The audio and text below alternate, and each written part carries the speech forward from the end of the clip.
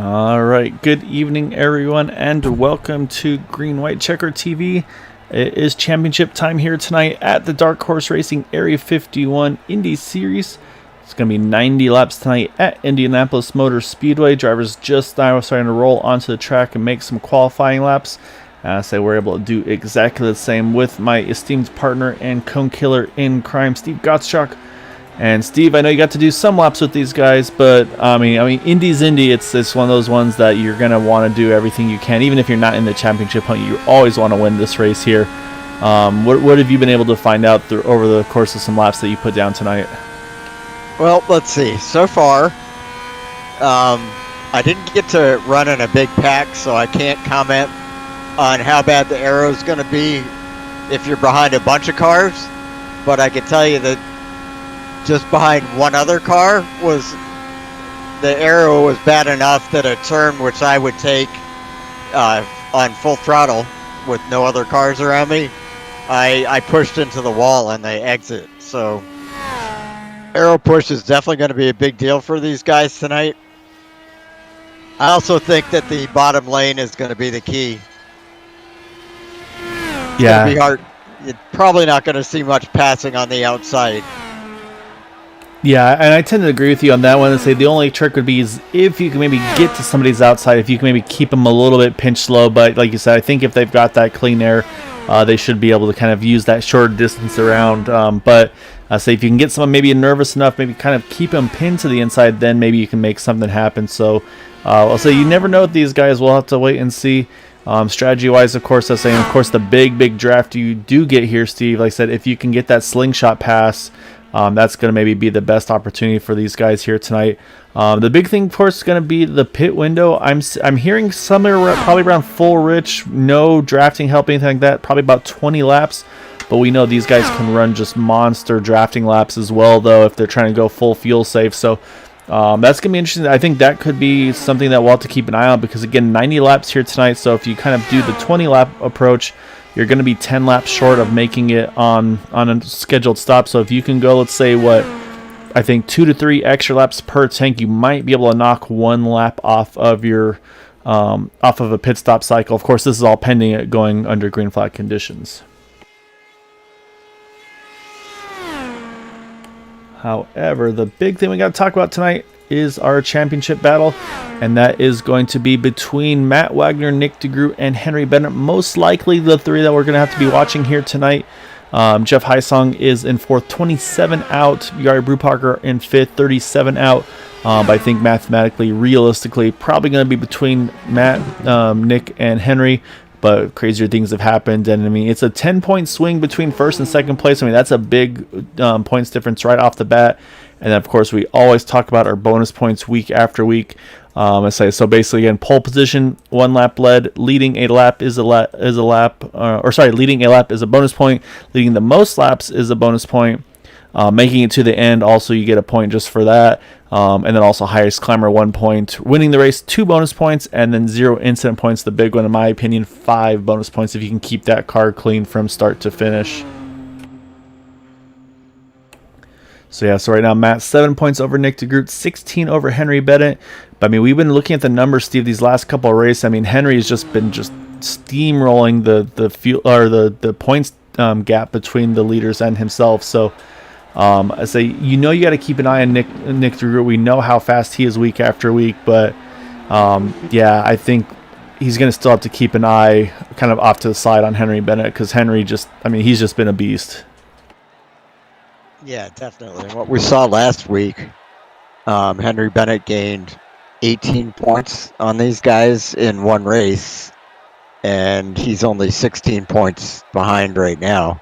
So if he can repeat what he did last week, he could potentially win the championship. Yeah, exactly right. And I'll say it's gonna feel like we've kind of, or the league or whoever you want to call it, have kind of planned this out perfectly, Steve, because it looks like our 3 championship contenders here are going to start 1, 2, 3 here tonight. So say somehow these guys just, and that's been what this season is. They've been just on top of each other from pretty much from the get-go of the season to now. So say we'll go ahead and pull up our starting grid for tonight's event. And indeed, it's going to be Henry Bennett on pole by just under 200ths of a second. And then in that third spot is Matt Wagner there, just over 300ths. Then you got Charles Teed fourth, Craig Forsyth in fifth. You got Jim Herrick, AJ Hopson, Scott Rankin, Gary Corley, and James Watson are top 10. 11th and 12th, you've got Alec Coates and Thaddeus McMurray, as we'll keep running down our running order here to get the remainder of the field. You've got Yari Brubacher in 13th, Michael Spell, Jeff Heisong 15th, and then you've got Joseph Morales, James Ledford, Carl Henderson, and Josh Last. And looks like we're going to have 20 drivers, or actually I should say 19 drivers most likely taking part in tonight. Unfortunately, one driver not able to make it here tonight due to some, I won't say scheduling appointments, but basically some stuff running long, not able to get to the grid here on time. So that's going to be the 51 of Jim Brooks. Maybe, though, if we're lucky. So maybe we can see if we can snag him over into the booth and have a chat with him, maybe see what he's got looking forward into next season after the holiday break. But yeah, it's going to be fun, though, to see what these guys have in store for us here tonight in that 90-lap race we got.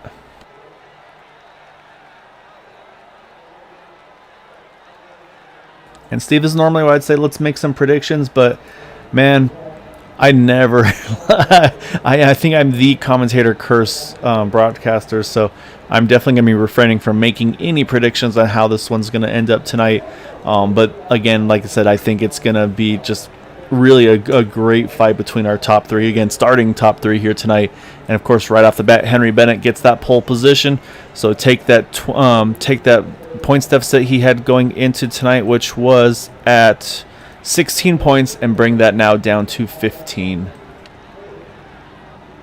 Yeah, I'm hesitant to make a prediction here, but I mean, Nick DeGroot and Matt Wagner really in the driver's seats on this one. Basically, if they can finish even second and third to Henry Bennett, they still should, especially if Matt does. Matt finishes second, I think he's got it wrapped up. If he finishes third, it could be an issue like last week. So these guys are going to want to lead a lap, first of all, so they can counteract that point that Henry Bennett got, and counteract the one he's probably going to get here for leading another lap, not just getting the pole. I think Matt is going to be focused mostly on Nick DeGroot like he was last week, trying to stay right with him, not let Nick gain any more points on him than he possibly can. Like, if Nick finishes right ahead of him, that's only a handful of points at most, unless they're first and second, then it's a problem. Yeah, exactly right. So, no, and you're spot on there. I think that's going to be job number one. Is all three of these drivers, they're going to want to lead a lap, get that one bonus point in their pocket, kind of put that stress out of their mind. And then from there, I think really the biggest goal for them, highest climber, I'm going to say that's out of the running for all three of them, obviously, starting 1, 2, 3. But I think the next one at that point is, after leading a lap, is honestly just an incident-free race, just having 0 incident points. That means you can't touch the grass and get a 1X. Obviously, no car contact, no pit road mistakes, entry or exit. So these guys are going to have to pretty much drive a perfect race, I think, to put themselves in that position. So it's gonna be exciting. It's gonna be interesting to see how it's gonna pan out here. Again, it's 90 laps of the scheduled race distance. No green white checkers here. They do have the one fast repair here tonight, as Henry Bennett's gonna lead the field here down the front stretch. Wait for that green flag to fly, and we will be underway here tonight at Indianapolis Motor Speedway as the green flag flies. This is our final race. Oh, Matt Wagner, a slow start for him. I think probably was trying to save fuel right off the bat there, Steve, and that's already cost him a spot from that 27 of Craig Forsyth. Yeah, I think you're front row. That's having all kinds of trouble. Oh, he's in the incident right off the bat here. So we talked about the incident points, and that's going to be exactly what he did not need to happen. You're right, though. Something going on with that number 11 car, but now caught up in the incident. Looks like Scott Rankin, AJ Hopson also involved, and that's going to really, really, really make this life a lot more challenging for the 11 car. And like you said, Steve, like it seems like there's even more going on because that car was just dropping like a rock there. So we'll go back. We'll take a look to see what happened. We saw Matt kind of off pace there, but then there was more going on with Scott Rankin and the 4 of AJ Hopson. So let's back it up here, get a little better look. And I think it's actually in reaction to that number 11 car where where the 4 of AJ Hopson was trying to find a way to get around. But just with Matt being so far off pace, he just had to try to squeeze a gap that was going to be a tight one to make there. And actually, Matt got real loose in turn 1 too. And then, yeah, you see the 4. He tried to drift up. I think he may have just caught the 4 of Jim Herrick, and then Scott Rankin nowhere to go, and they go right into the side of the 11 car. It looks like at the moment, from what I can see, a 3-car incident between them. I was saying, yeah, it looks like the 4 gets the worst of all of it. But yeah, Steve, this not at all the start you want to have for if you're Matt Wagner. No, that and that really hurts in the points because what is it, 5 points for a clean race? Yeah, so I mean, basically scratch 5 points off. I mean, at this point, he's really got to pretty much hope that. I mean, he's going to need Henry Bennett, Nick DeGroot to have something happen to them. And I say again, that's never something you want to say or have happen. But he might need some help now from their side, maybe some mistakes. I mean, still doable. He can still win this championship. However, those 5 bonus points would have gone a long, long way for that 11 car. I just obviously we're going to have to talk to him and find out what happened there. But he was off pace to start and then got loose in turn 1. And those two things don't make sense together. I mean, if he was on a different fuel map, then the car shouldn't have had enough power to really get that loose. So I really don't understand what happened there. Yeah, some interesting strategy going on right now. Actually, Henry Bennett, Nick DeGroot actually both hitting pit road here. Again, only on lap number 2 right now. Coming to lap number 3, Charles Teed, he's going to stay out and take over the front of this race. Kind of a mixed bag. Looks like about half the field pits, half the field stays out here. So this is going to be another thing that's going to put Nick DeGroot, Henry Bennett into some heavier traffic now as well. As I expect to see probably just a splash of fuel for both these guys, probably very quick pit stops. As sure enough, they're down and away here. I'm saying again, and the other thing too, Steve, for Matt Wagner, he cannot afford to make any more mistakes here because he's now out of that one fast repair. So basically, he's got what he's got. If he gets any more damage to that car, if it's suspension related, his race is done. Yeah, I just watched him, and he did use the fast repair, it looks like. So. Yeah, no, I don't think there's any way he could have gotten away without using it there. So he's back on track as saying he's going to be in about the 16th position, it looks like. And honestly, I think right now, if I'm that 11 car, maybe go ahead and top off here as well on that 1 to go. Just get all the way to the back and maybe just do something off strategy. Just save as much fuel as you possibly can. And just try to do something off sequence here. Maybe try to get that lap led, because I'd be a little nervous to be right in the main section of the field here, because right now he's only got 3 cars behind him: AJ Hopson, Michael Spell, Scott Rankin. And looking at pit stop times, I think actually Michael Spell may have gotten some damage too, possibly a front or rear wing damage, because he had about a 15-second stop. And Scott Rankin as well may have gotten away with that damage. Maybe went also just for a front wing change on that 156 machine as well. Okay, I've got a theory for what may have happened. Matt was in the wrong gear and realized it, and then dumped it down a couple gears, and that's what got him loose when he slammed on the gas. Yeah, I mean, yeah. So there's a lot of possibilities, and we have a lot of drivers actually you see topping off there. James Ledford, Jeff Hysong hit pit road to top off as well. Josh Lassen, Michael Spell, Scott Rankin, Matt Wagner saw that. He opted to stay out here, so it's going to give him a couple more positions here. So now he's going to be up into 13th position, and only now 2 cars between himself and Nick DeGroot. That's going to be Jari Brupacher and Carl Henderson. So say maybe he can kind of tag on to see if he can maybe follow those guys back towards the front. But yeah, this is going to be a little dicey now. I'll say that points battle is going to be, we'll probably be having to refresh that points battle after tonight's race pretty quickly to see where it's all going to play out. Because I say at this point now, it's not going to be very simple calculations.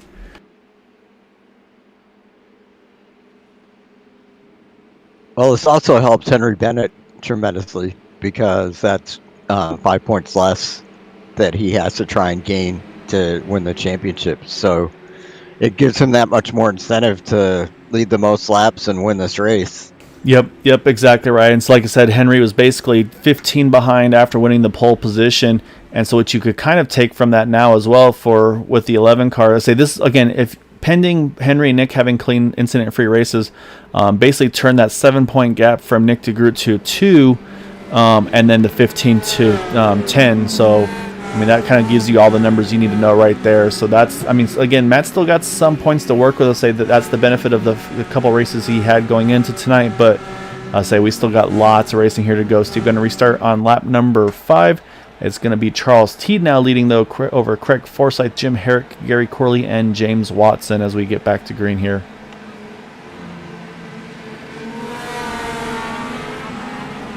See, right off the bat, Teed's going to try to break the draft. And actually, one thing I didn't mention as well, Steve, midway and further down the pack, you got to be very careful to not get caught up in that accordion effect. Easy to get run into the back of. And actually, Jeff Heisong, he has to hit pit road once more here. I'm not sure if a pit penalty or what happened to that 18 car. We'll keep an eye and see where he gets back out on track as Charles Teed takes the lead, or stays in the lead here. Again, trying to protect that lead here as they go back down the back stretch.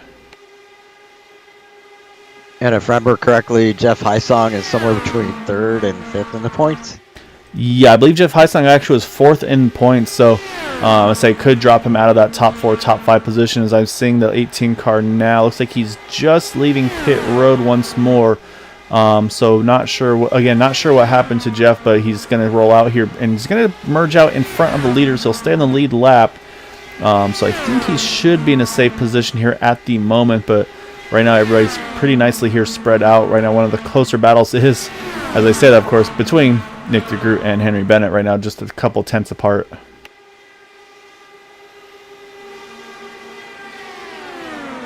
At this point, the way the points are, I think that whichever, if one of these guys, if they win the race, is going to win the championship. I really think that's what they all have to go for at this point.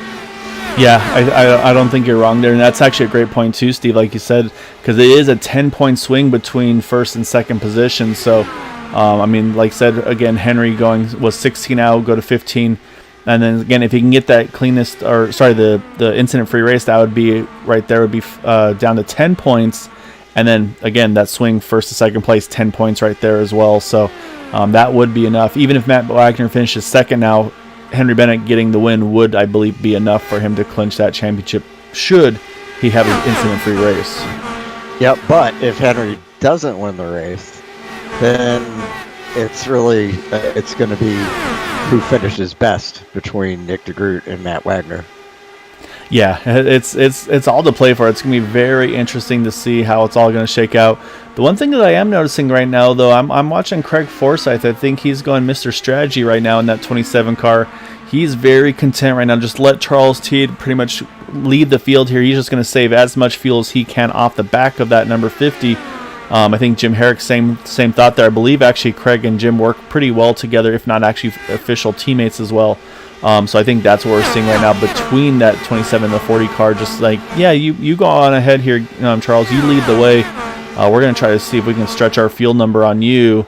You're going to have to pit, let's say, lap 22, maybe with the caution flag there. Maybe we can get to that critical field number to maybe drop a pit stop in this race.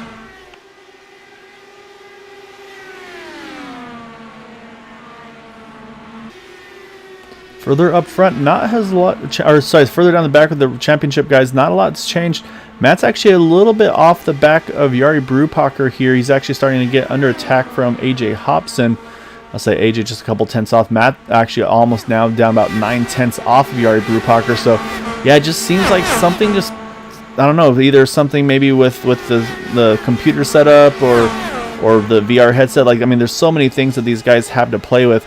Just something seems like it isn't clicking right now for that 11 car. Just, yeah, not able to do what he's normally able to do so far this season. So, but again, long way to go. Maybe he's being aggressive on the fuel savings. So we'll keep an eye and see how he's going. Henry Bennett just got around Thaddeus McMurray, put himself up into 8th. Also just saw James Watson get around Gary Corley to put himself into the top 5 here. Yeah, you reminded me that he's on a whole new computer this week, right? Yeah, new computer, new VR headset. Spent a lot of time kind of getting it dialed in, getting comfortable with it. I know my dad spent a lot of time with him as they run. I think actually have the same headset now that they both have, so he could give him his settings, kind of help out there. And yeah, just get everything looking right. So as far as I know, everything was looking good for Matt. But yeah, just right now in a tough spot here now in a really big gaggle of cars. I was trying to get under Carl Henderson, couldn't do it. And there's that arrow wash you talked about there, Steve.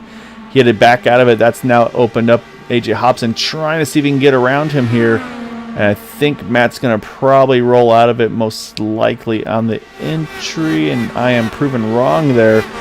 Matt's going to hang on to that spot. I think AJ Hopson had to roll out of that throttle there a little bit just to kind of keep that car in a safe spot.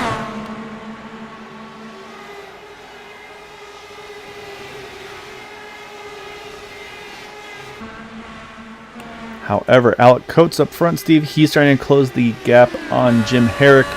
I'll say on board now with that number 3 car. So now again, we don't know for sure. Say that's the downside of these guys. They can kind of be secretive about what fuel maps they're running. They could be running map 1. They could be going anywhere. Again, map 1 to 5 is the oval settings. 1 being the richest, using the most fuel, make the most power. 5 being the leanest, get the best fuel mileage, but you've got to have a little bit of drafting help in order to try to hang on to those guys in front of you. So right now, I'd say it's kind of a guessing game, but you would kind of figure the way they're running right now. Charles Teed, I would say full rich. Craig Forsyth, Jim Herrick probably running a lower fuel map, just trying to save every drop of fuel they can, try to extend this fuel run. Yeah, and I think if the guys that topped off are able to make it to lap 30, I think they could do it on one less stop. But yeah, the guys up front are not going to be able to do that. Yeah, that's going to be the big question mark for sure. As you can hear Nick DeGroot having to roll out of that throttle a little bit. Again, that dirty air behind Henry Bennett. Henry's got the dirty air from Joseph Morales, and then Joseph Morales on Gary Corley. So I think that's why you're seeing this little bit of an interval between all these cars right now. Is you can get to a certain spot and then you do stall out a little bit. But again, I think there's also a lot of strategy going on right now. These guys just wanting to basically, I think they want this race to play out. And I think especially Nick DeGroot, Henry Bennett, they're thinking, hey man, we might be in the catbird seat here with everything that's just gone on with that 11 car. We can race this out between us. And you're talking before, Steve, Matt Wagner watching Nick DeGroot. I think at this point for Nick DeGroot, he needs to just be watching Henry Bennett at this point, playing defense against him. Yeah, I think you're right about that. Well, the main thing is he needs to keep Henry Bennett from winning the race. That's what I'm doing if I'm Nick DeGroot. I'm like keeping him as close as I possibly can and knowing that I have to turn the wick up and get past him if it looks like he's going to take the lead.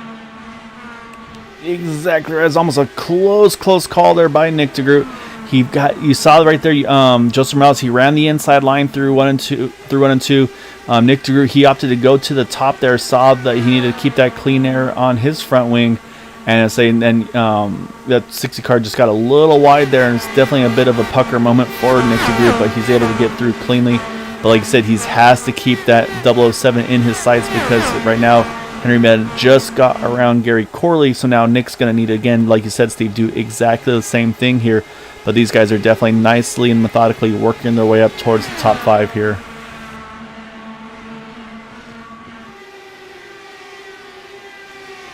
And you see once more, you see the 89, he's working that second groove, Steve. We talked about that, maybe the inside versus the outside line. And Nick's making it work very nicely. He's going to get the run off of 2. He's going to get down to that inside line. I say now, does he have to roll out of the throttles? He gets real close to Gary Corley there. Gary definitely wanting to hold that position as well. But I think we're seeing that potential. That second groove, Steve, might actually be something to look for. I think we've seen Nick use it before, use that second groove, get that cleaner on that front wing, and be able to kind of just propel around the guys on the outside. So let's hop on board. Let's watch Nick DeGroot. And yeah, you see right there again outside that second groove there, and he gets a great run out of turn number 1 through the short chute, now off of 2, now down the back.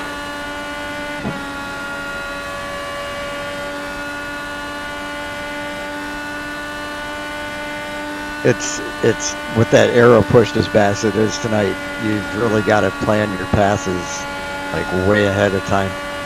Yeah, exactly. And you see right there, Nick is running way higher there in 3 and in 4. And I mean, it's working, I feel like, Steve. He gets great exits right now, but the problem is you're kind of in that draft train right now. So Gary Corley, he's able to tag onto the back of the draft of the 007 Henry Bennett. You see Henry take a really late apex there. And then Gary Corley bobbles a little bit, but listen to how much Nick DeGroot had to get off the throttle there to get underneath there out of turn number 2. And now they're going to have that drag race. But again, Gary Corley, he's got the draft. He's going to hang on to that spot for the time being.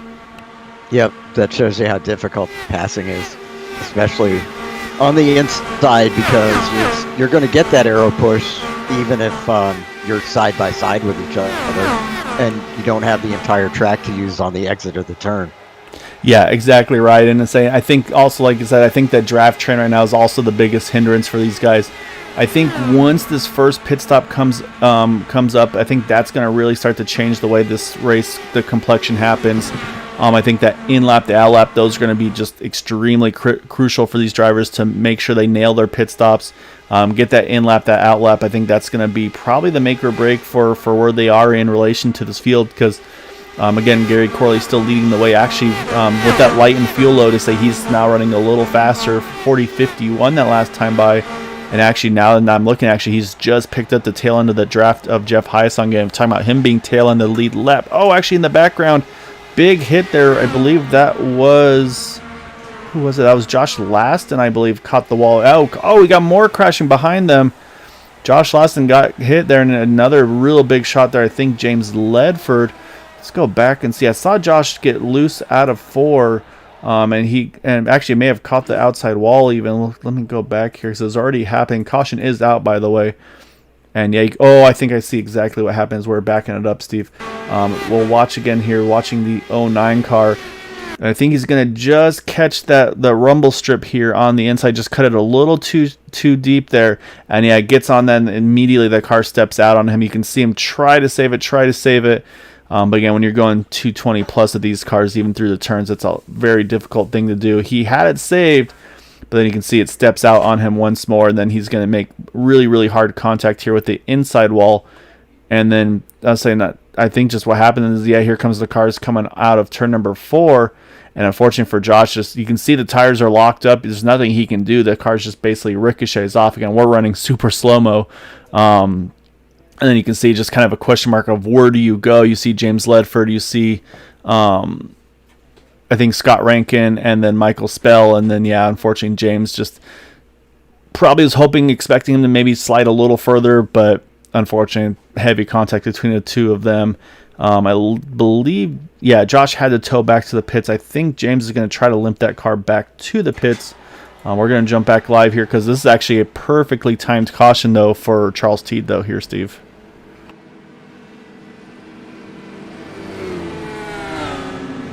Yeah, we're at lap 20, which is about when we would have expected them to be pitting.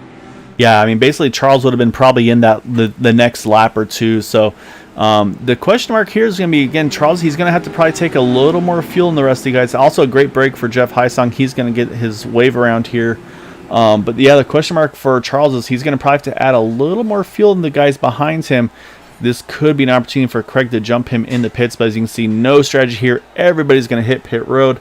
And again, I think we're all going to see 4 tires on fuel. You see actually Josh able to get his tow done quickly.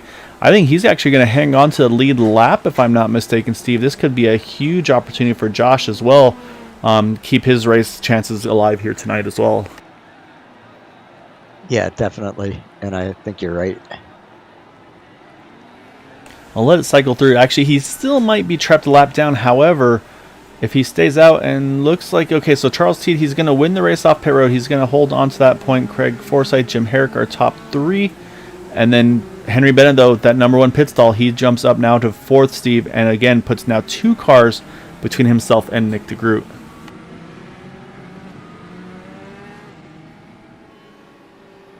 And that's a pretty big advantage as far as how difficult it's been to pass here.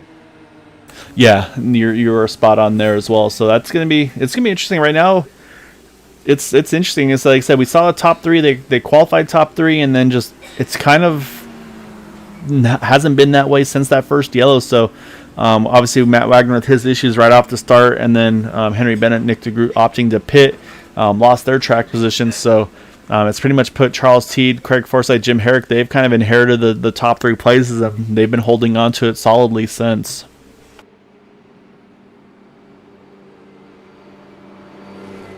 But I see Henry Bennett creeping ever closer. Yeah, saying that's the thing with Henry. You can never count him out. So right now up into the 4th position. Saying again, 1 pole position, got the bonus point there. I believe he's also led a lap for sure. So say another bonus point there as well. Like I said, Nick has yet to lead a lap. Matt Wagner's yet to lead a lap. But again, those Nick and Henry, I believe, still having incident-free races as well. So that's they're still holding on to those, ideally, those 5 bonus points as well.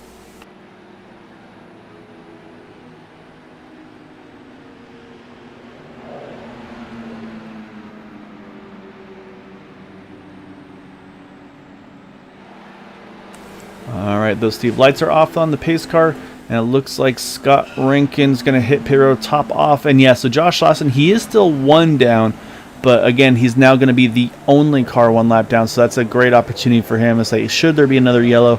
Also, I like what he's doing here as well, getting some more tires, fuel on into that car. Let him go just that little bit longer than the guys around him and say maybe just catch the right caution at the right time could propel him back on the lead lap as well. So up front, though, it's going to be Charles Teed, Craig Forsyth, Jim Herrick are top 3.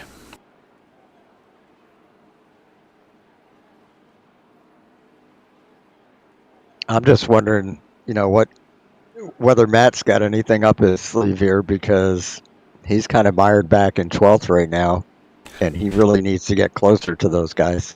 Yeah, he does. I mean, we're the only plus side is we're only not even quite a third of the way through here.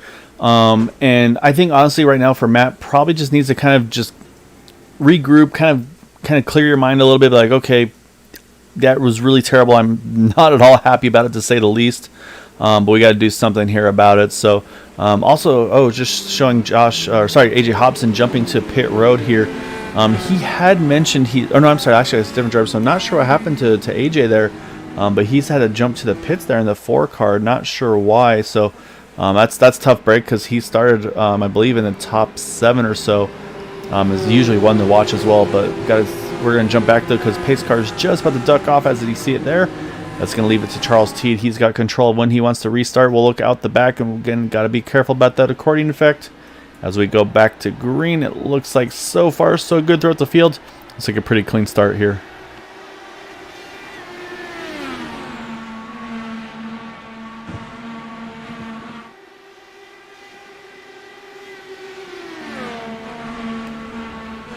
So right now, Charles Teed is going to hang on to lead. Now we'll have to watch, what does Craig Forsyth do? Does he stick now with that plan on the fuel saving, or does this maybe change his strategy here? As right now, he's still holding on to the back of that 50 car. Not a lot of pressure yet, but I would say I'm watching a little further back, though. I don't think Henry's too content here just to ride behind. That's going to be Jim Herrick there in the 3rd position. So we'll definitely be watching Henry and Jim to see what they do. And like you said, too, that 89 car of Nick DeGroot, he's got to try to get a little tighter here, back to that number 007 of Henry Bennett. Yeah, and that's mainly because he's going to, if Henry Bennett ever gets up there to challenge for the lead, Nick's going to have to be able to challenge him as well. Yeah, I'm saying, again, still needs to get that bonus point as well. As you see, Alec Coates working around James Watson there. That's going to be for the 5th position, so move Alec up into the top 5. 6 spots gained for him so far. You see right there, again, Nick, that big move. I say he's been the guy to work the outside line. You see right here also all these drivers jumping to the inside. Henry Bennett, he's going to stick to the outside line here through 3 and 4. He's seen what Nick's done. And look at that, Henry Bennett, he worked that second groove, Steve. So I think we do have a second groove here. And I say just gets that clean air on the front wing of these cars. You can kind of just, you don't have to roll off the throttle as much. And it looks like that might be the passing move that these guys are going to need to make. Here's Nick DeGroot. Looks like he's now working over Alec Coates as well.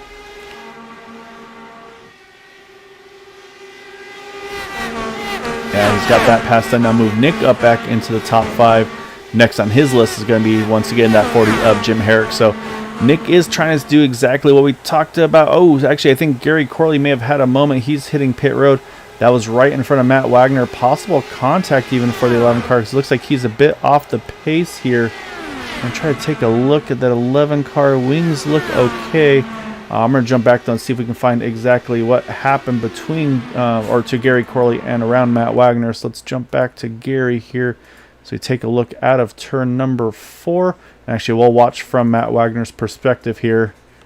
Oh, you see Gary just drifting it through turns 3 and 4. Actually, turn 4, I should say. And I think looks like Matt gets away with it. Yeah, he didn't do anything. What happened with Corley was he hit the outside wall in the short chute. Oh, okay. Well, yeah, I didn't go back far enough. And what's also going to happen here, Steve, is Corley's going to merge right in this lead pack here. As you can see, there goes Charles Teed, Craig Forsyth. He's going to be merging in probably right around Nick DeGroot, Henry Bennett. And I actually got to mention that because Nick has gotten around Jim Herrick, and now he's right on the rear wing of that 007.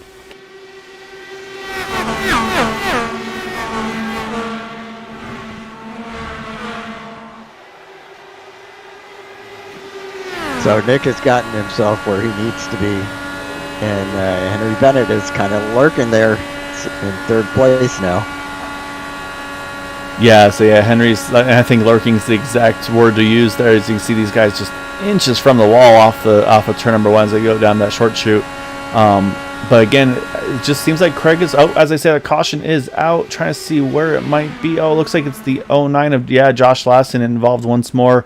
Not sure what it is, what may have happened. We'll go back and look, but unfortunately, I think that's probably night over for Josh. Now that's his second pretty tough incident. I don't think he had any fast repairs remaining there. So let's go back. Let's try to see if we can find exactly where this all happened to Josh. So I see maybe just a dirty air situation or what here. I think we're a little far back, but we'll keep an eye on him. Oh my God, he creamed the wall. Yeah, I went back too far, so we'll let it play out here. We'll say, because right now the pace car's on the backstretch, so they're catching up to the pace car. That's going to pull out some, again, I think strategy time on the tires and fuel situation, what these drivers want to do. Could be a Matt Wagner opportunity there as well.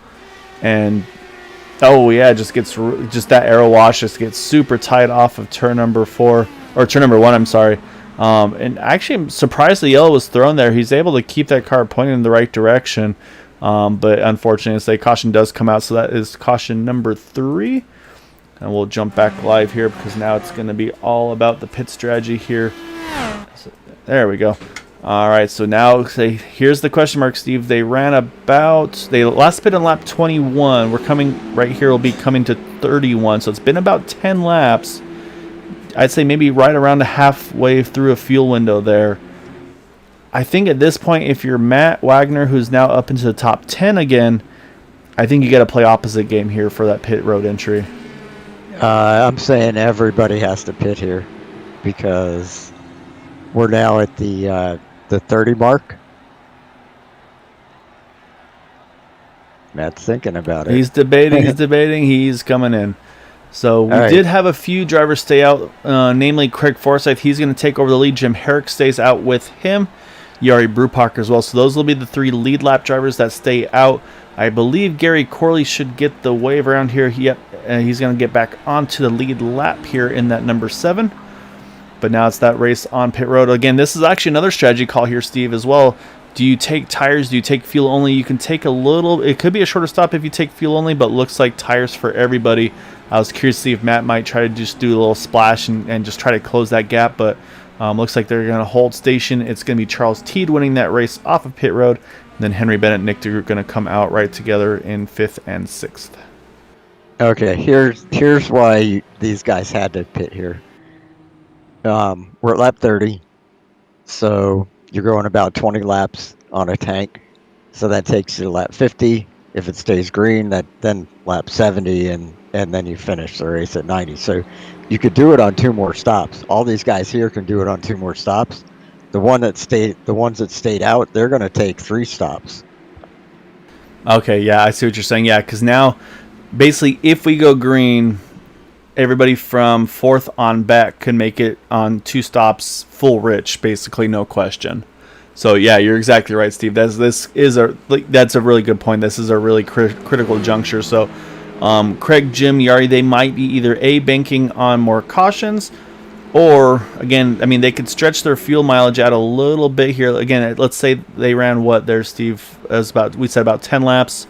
Now, of course, saving some fuel under yellow here, but maybe if they can start just maybe save some fuel during green flag running. I say you kind of assume at some point you're going to see guys like Charles T, Nick DeGroot, because there's not going to be any of that sitting and riding and drafting anymore. They're going to be going for it now. They know that they have that fuel number to the good to make it on 2 stops. So that might be Craig's opportunity. Maybe he can tag on to the back of a Charles T like he's been doing all race long and get those extra laps he needs.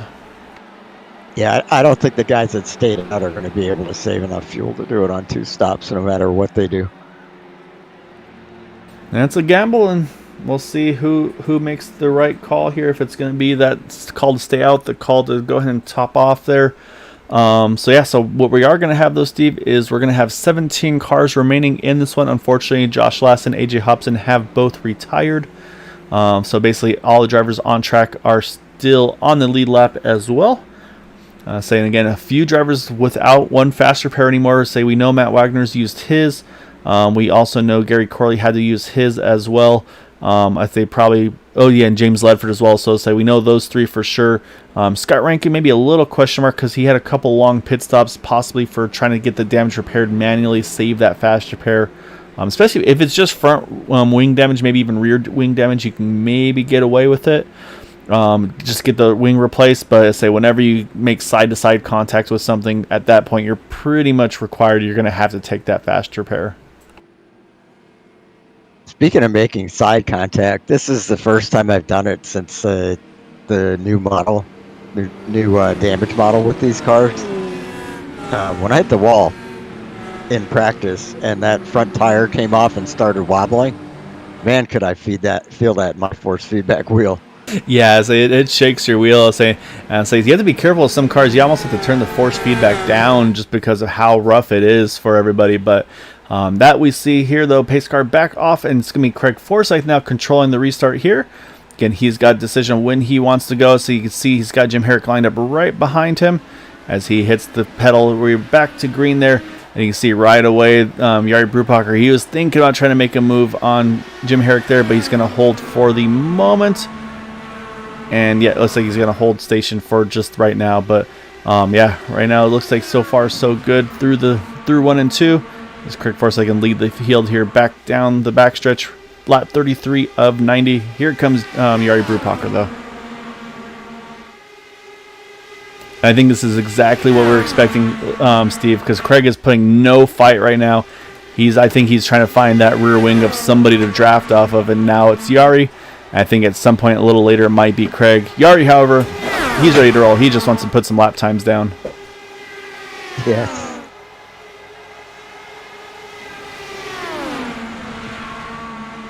So right now, top 7 drivers pretty tightly packed up here.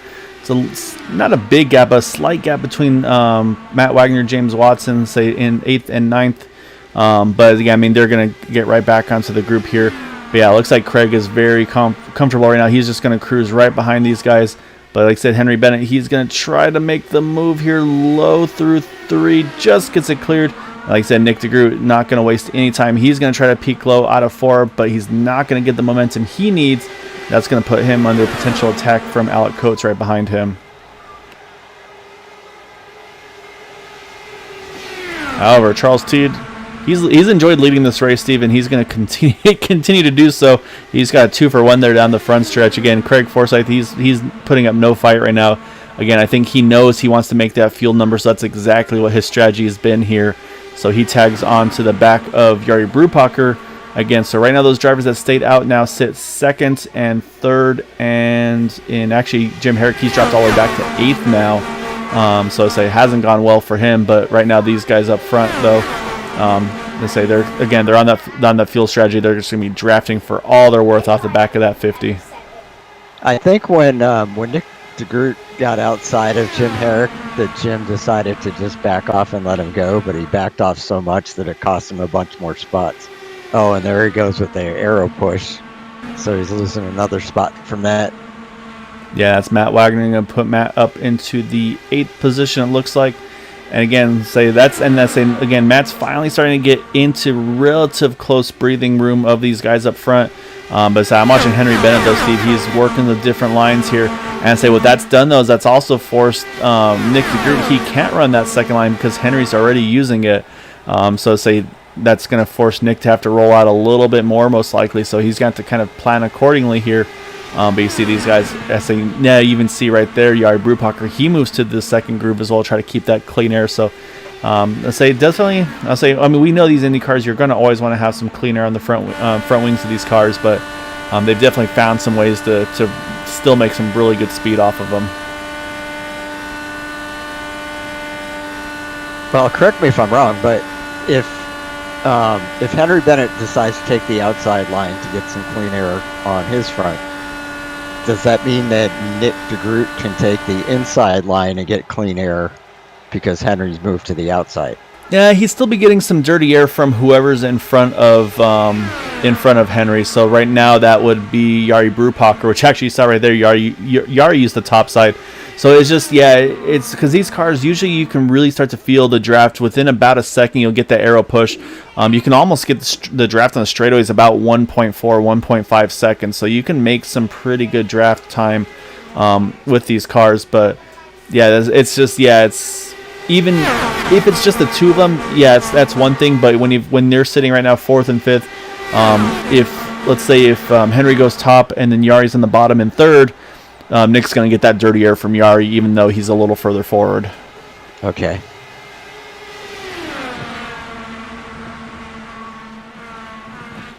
But I say right now, our next time by is going to start lap number 40. And, I mean, right now, I'd say a bit of a strategy race, really, what's going on right now. And you can see, again, I mean, like you talked about, Steve, I mean, Charles Teed, he should be able to just keep this thing turned to one and just let it eat, basically. Like I said, and honestly, where he's at right now with Craig Forsyth, Jari Brubacher behind him, they have to save fuel. This is actually a really good opportunity here for those two. And as I say that, here comes Nick DeGroot. He's been done. He's done right, and he wants to try to make a move on Henry. But again, they're in that draft train. And he just, as soon as you duck out there, if there's no cars running that same line, you're not going to have any speed there. So I say that draft is always so important here. You can see Nick's having to almost predict where Henry's going to go. You see Henry, he went high, Nick went low, but that draft again, you see Nick aggressive trying to get that position. But look at Alec Coates, he's going to try to take advantage. He's going to get the 89, almost try to get the 007 at the same time. Yeah, that's a very frustrating situation for someone like Nick DeGroot when you decided to try and make a move on someone, and it slowed you down just enough that the person behind you gets a run on you. Yeah, Nick wasted no time. He was able to work that third line, or the second line, I should say, once more, get back around Alec Coates there. So he puts himself back into the top five. Look who's creeping into the picture there, though. Is it a bright red and black car? It sure is. Yeah, he's up into eighth, and like you said, yeah, I mean, he's only, obviously, off the lead, only 2 seconds off of Charles Teed. So, I mean, he's in the thick of it here. Like I said, but like you said, Steve, he's gonna need to do something different here. I mean, maybe it's again track position game, maybe just save that little bit of extra fuel. And the other thought too is, I mean, these guys that pitted, maybe they can save fuel if they know that they can maybe then pit just a little bit earlier to get to that fuel number, get that second stop, where they say, hey, I don't have to pit at lap number 50, lap number 70. I could maybe pit at, let's say maybe pit at 49 or something like that. Just get that little bit of an undercut possibly. We're going to jump back up front, though, because Henry Bennett and Nick DeGroot, they're going to continue that side-by-side battle. And I say, Matt Wagner, this is probably exactly what he's hoping. He's like, you guys got to race each other, and you got to race each other hard right now, because I need any break I can get. And we're at lap 42. So these guys up front that stayed out should be needing to pit very soon. I'm showing let's see, Charles Teed pitted lap 31, so he's okay. But Craig Forsyth and Jari Brubacher both pitted lap 22. They should be pitting, I would say, within 2 or 3 laps. Yeah, that's going to be the question mark, is how far can they go? Yeah, because normal conditions, you would expect if they pit on 21, they'd be in at 41. But they had the yellow, they had the, and then, of course, they've been having the draft here. As I say, Jari Brubacher, he's decided he's going to try to, I think, maybe try to do one more push lap or two before he pits. But yeah, it looks like right now, say we're going to cross for 44, so maybe it'd be lap 45. So let's say that would be about 15 or so laps for Yari there. Let's say with Charles T, I mean, again, he doesn't have to worry about saving fuel, so he's going to get that run. He's going to take that lead right on back here. But like you said, though, we're going to see some pit stops here from that 49.27 very, very soon here. It's just going to be that question mark of when, as you can say, Yari actually say, or I should say Charles here, looks like he wants to try to protect that bottom still.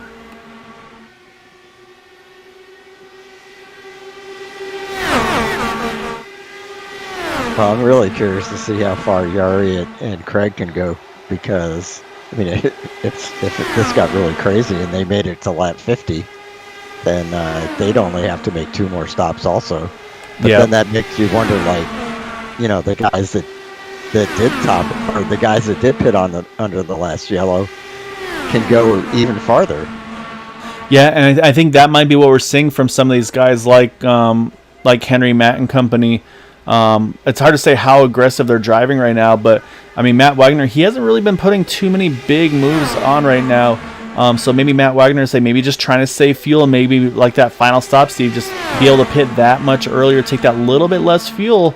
Just got to roll the dice somewhere, because, but yeah, I mean, right now, even with Yari being aggressive these last handful of laps, he's still right on it here, and say we're on 46 now.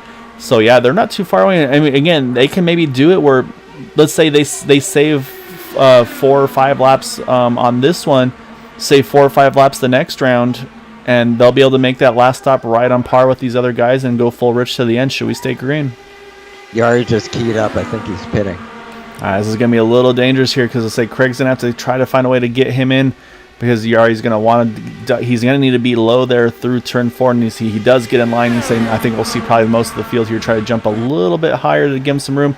Yep, so here comes Yari Brubacher. He's going to be our first of the leaders to hit pit road.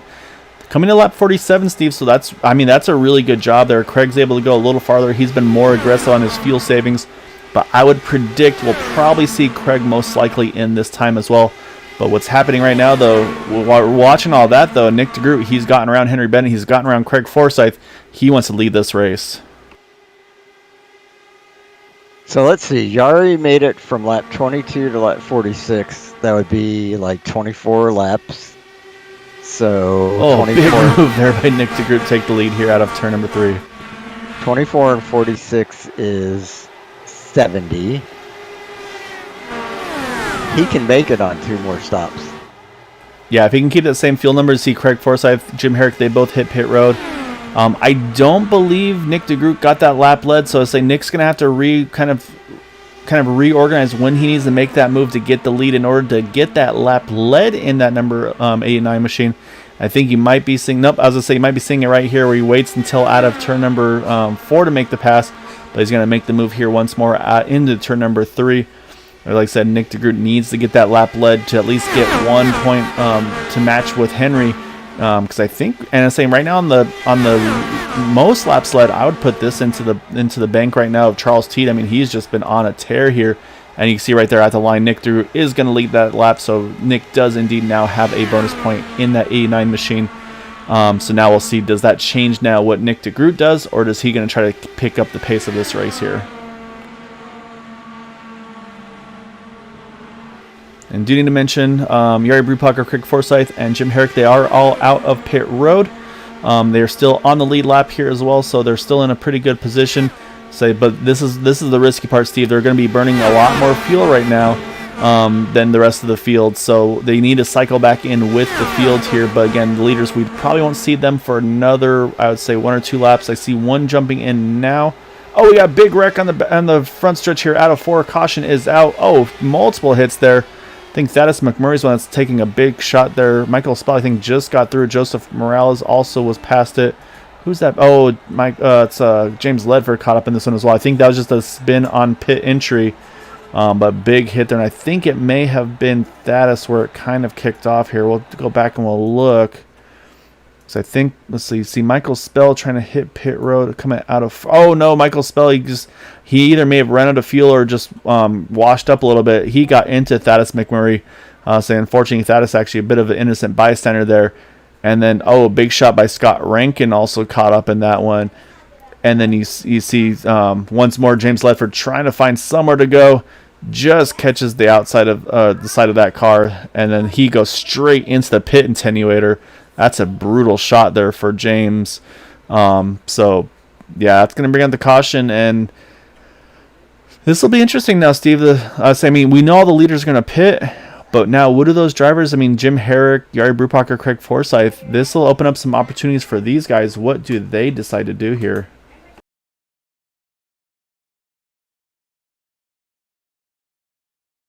I'm going to guess that they stay out. I think, yeah, they probably have to, because they'll just lose too much time otherwise, lose all that track position.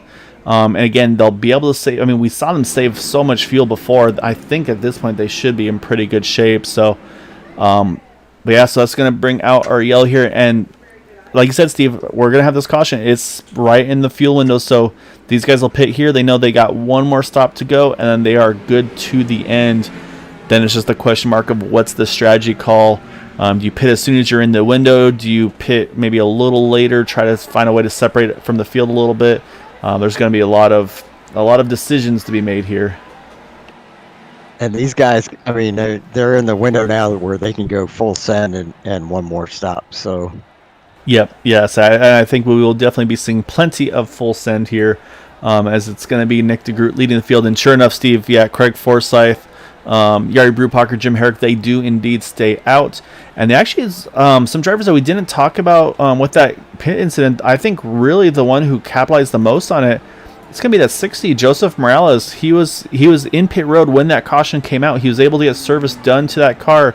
He's going to roll out in fourth, and he's got about 2 or 3 more laps of fuel than Yari Brubacher, Craig Forsyth, Jim Herrick. So, yeah, a really good spot here for that number 60 as well.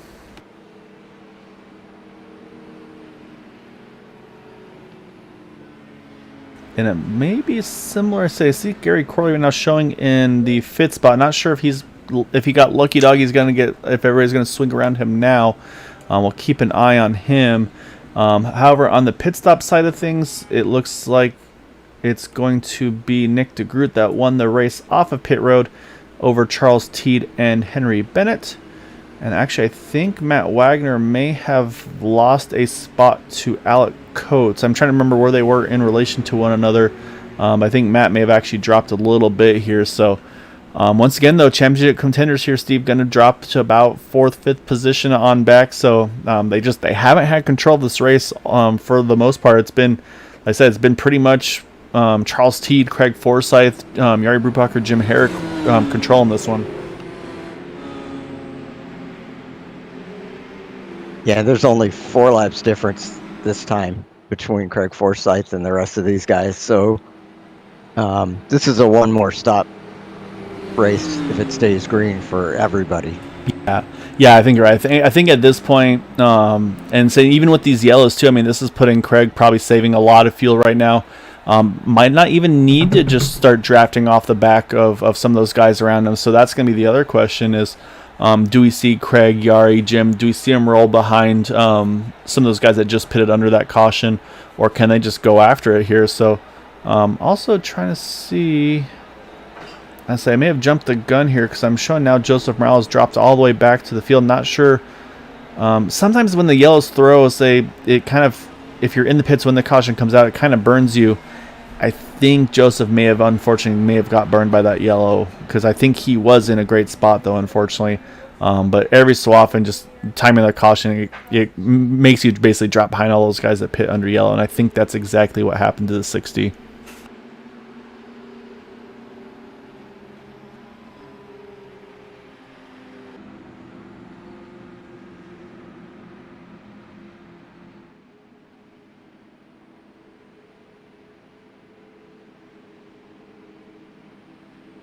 So I just wonder how much longer we have to. I wonder how much longer Matt's going to go before he decides that he really needs to start getting around these cars ahead of him, because he needs to be right up there with Henry Bennett and Nick DeGroot if he's going to have a chance at this. Yeah, no, he needs to start to put some aggression behind the 11 car. I mean, again, he's probably been playing it a little bit safe, just the fact that he knows that that he has no more fast pairs, can't risk getting caught up in anything.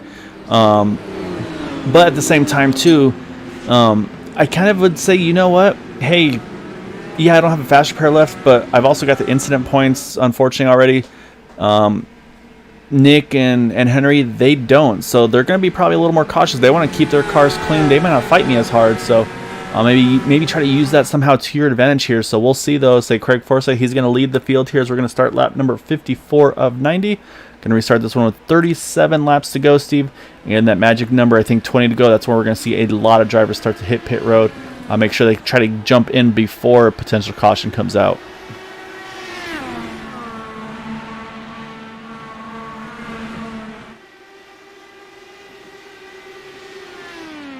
And so, yeah, indeed, unfortunately, also after that last incident, we have James Ledford now retired from the event.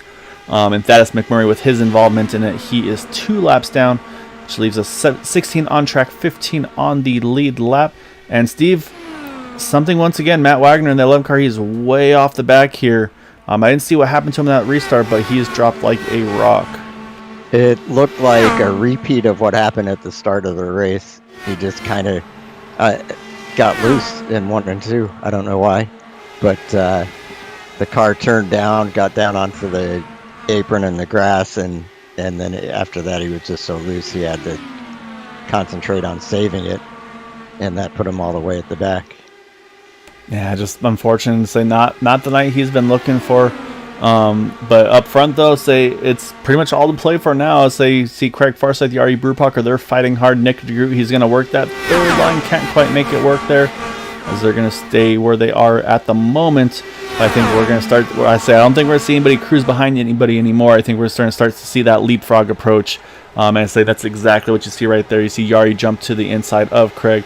And now the question is, so you always want to be that second car in line ideally, because when you're in that third car, it's a little tougher to try to make that extra jump. So the only potential strategy now, Steve, for some of these drivers is maybe save a little bit of fuel, and again, maybe try to take that little bit less at that last pit stop. Maybe try to pull some sort of strategy to give yourself maybe some clean air. So if you can get out maybe in, like, say 2-3 seconds out in front of that car in front of you or behind you, get out of their draft, that could put you in a good position to try to win this race. I kind of like that thinking. And the reason I say that is I'm watching Charles Teed right now. He's just he's been really aggressive. He's been trying to lead this race, control the race. Now that he's back into 4th position, he looks like he's kind of in cruise control, I gotta say. Kind of like Henry Bennett now, who drops back into that 6th spot. Just looks like he's not really forcing the issue right now. And so I'll be curious seeing, again, I'm not a great strategy call person behind the wheel of these cars, but I like to go off strategy, and my thought would be, depending on how much fuel you can save between now and 20 to go, I mean, is it worth? Can you save enough time by maybe just taking a splash of fuel? Maybe it'd be, let's say, a 5-second pit stop, a 6-second pit stop, instead of that 8 to 9 second range.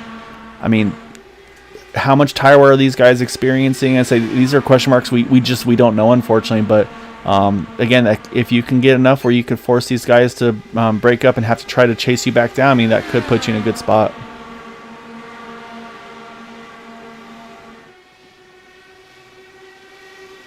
And it looks like Henry Bennett's decided it's go time for him. He's starting to move up.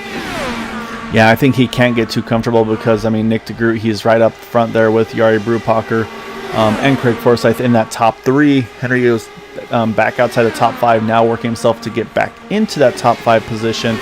But again, though, they know he's out in for the title. But you see right there, Jim Herrick, he's not going to just roll over from him. I mean, he wants to win this race. He wants to get a great result as well for himself and his sponsors. Say he's got LMC gear on the side of that car, help one of the associate sponsors for Area 51.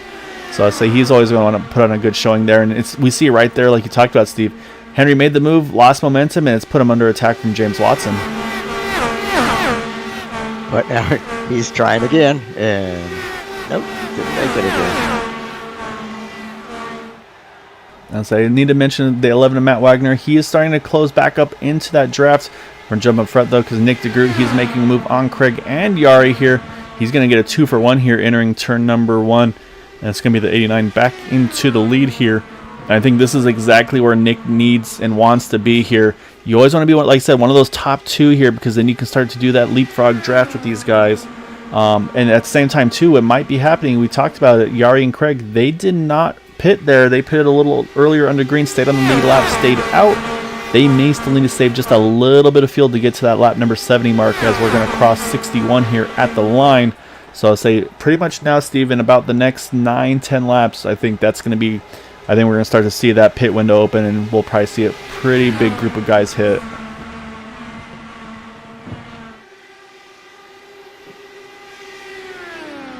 And I think that may have been the winning move of the race right there for Nick DeGroot.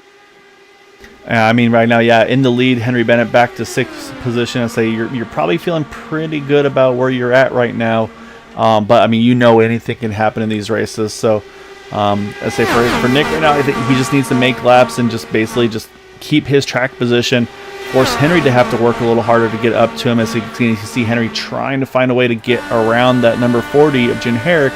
He gets a draft, but then Jim gets the draft off of Charles Teed in front of him. And like I said, you kind of get in that draft train, and there goes Henry. He's going to try to work the outside line. Can't quite get there, though. He's doing everything he can, but right now, let's say that drive train down the straightaways, it's just too strong when you've got, let's say, 5, 6, 7 plus cars all lined up here. Yeah, that was something we hadn't really talked about, but when you have 5 or 6 cars running one behind the other, they're all benefiting from the draft. And you get under let's say under the 5th place car, which is Jim Herrick. All of a sudden, like a parachute, you've got no draft. You see Jim trying to do it right now, and Henry Bennett almost was able to take advantage of the draft on the outside, but you end up losing a lot of momentum because all of a sudden you're down there all by yourself with nobody in front of you to draft off of, and everybody else is on the outside line drafting with each other.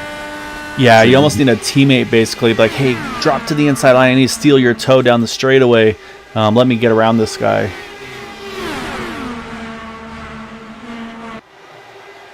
And so, yeah, so right now, while Nick DeGroot leads, let's say we're still keeping an eye on Matt Wagner. They said it's just been, unfortunately, a race of horrors for that 11 car. But he is just about tagged onto the back of this lead pack once more, catching Thaddeus McMurray. So, I'd say he's still in this draft, but I'd say, unfortunately, as you look at the interval, it's about 5.5 seconds off of our race leader. But, I mean, even look at Henry Bennett right now, Steve. I mean, he's sitting in 6th, but he's about 1.5 seconds off of Nick. And I'd say, I mean, just again, you want to be as close as you can on these in and out laps, because, I mean, basically Nick's right now got basically 1.5 seconds of margin to play with. In order to try to help his chances to keep the lead out if we get that green flag pit stop window here, which is going to be in about the next 6 laps. Were you trying to sound British there? I don't know what happened there. I say I may have had a little brain fade there. Definitely wasn't an intentional thing, so I apologize.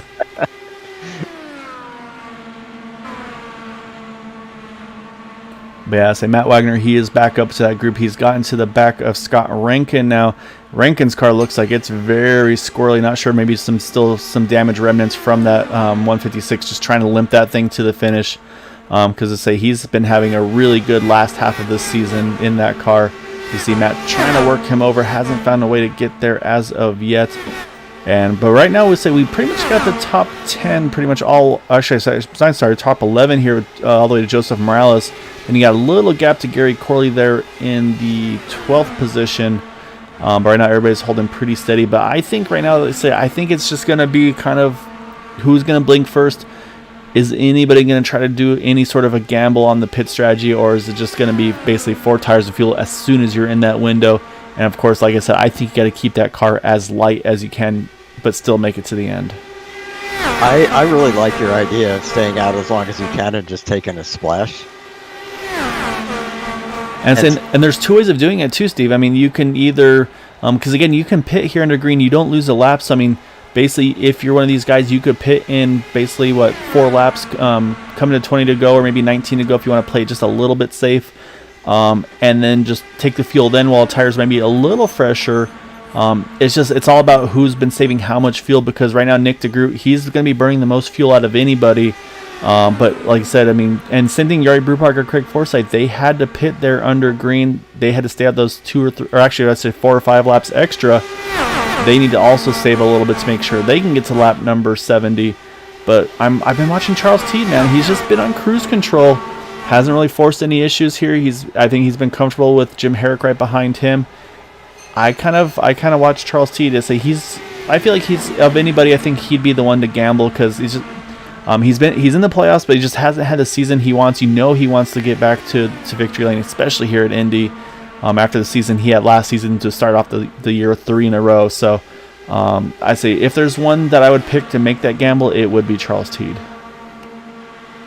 Yeah, I think you may be right there. And this is his kind of track too. Yeah, it really is. So we're jumping a little further back. We got Jeff Heisel and Joseph Morales trying to fight for the 10th position between the two of them, right behind Carl Henderson. Carl's had a quiet but solid night, Steve. He's actually plus 10 from where he started the race here tonight, so up into 9th. And then the only other higher climber is Yari Brubacher, now actually takes the lead back over, who's gained 12 positions tonight. So say Carl and Yari definitely the highest climbers of the field here tonight. So now, did Yari allow that to happen so that he could maybe draft and save a little bit of fuel, or? Yeah, that's the question. Is Nick saying, all right, I'm going to save, or is that maybe Yari saying, you know what, I know I can make it today, and I just want to get up front. I want to basically just put some laps on. Actually, no, he's going to pit here at Steve, 21 to go. This might be the undercut we talked about. He's going to be pitting coming to 21 to go. Like I said, I think we're going to see the floodgates open next time around. But I think Yari's going for the gamble here, wants to get in before. Again, you never know if and when a yellow is going to come out. So if a yellow came out right now, Yari'd be sitting in the catbird seat by a long shot. Yep, as long as he gets back out on the lead lap, yes. Yeah, well, yeah, pending any speeding penalties, pit miscues, anything like that, yeah. So I definitely got to kind of not jump the gun there, which I say is a good entry, good exit. No pit penalties for him. So now say we'll watch. Does anybody? Is this the time? Do we see the floodgates open? And surprisingly, Steve, no. I thought we'd see drivers hit pit road. Matt Wagner. Okay, here comes Matt. He's going to do it. He's going to be the first of, so I should say, second of those to hit pit road.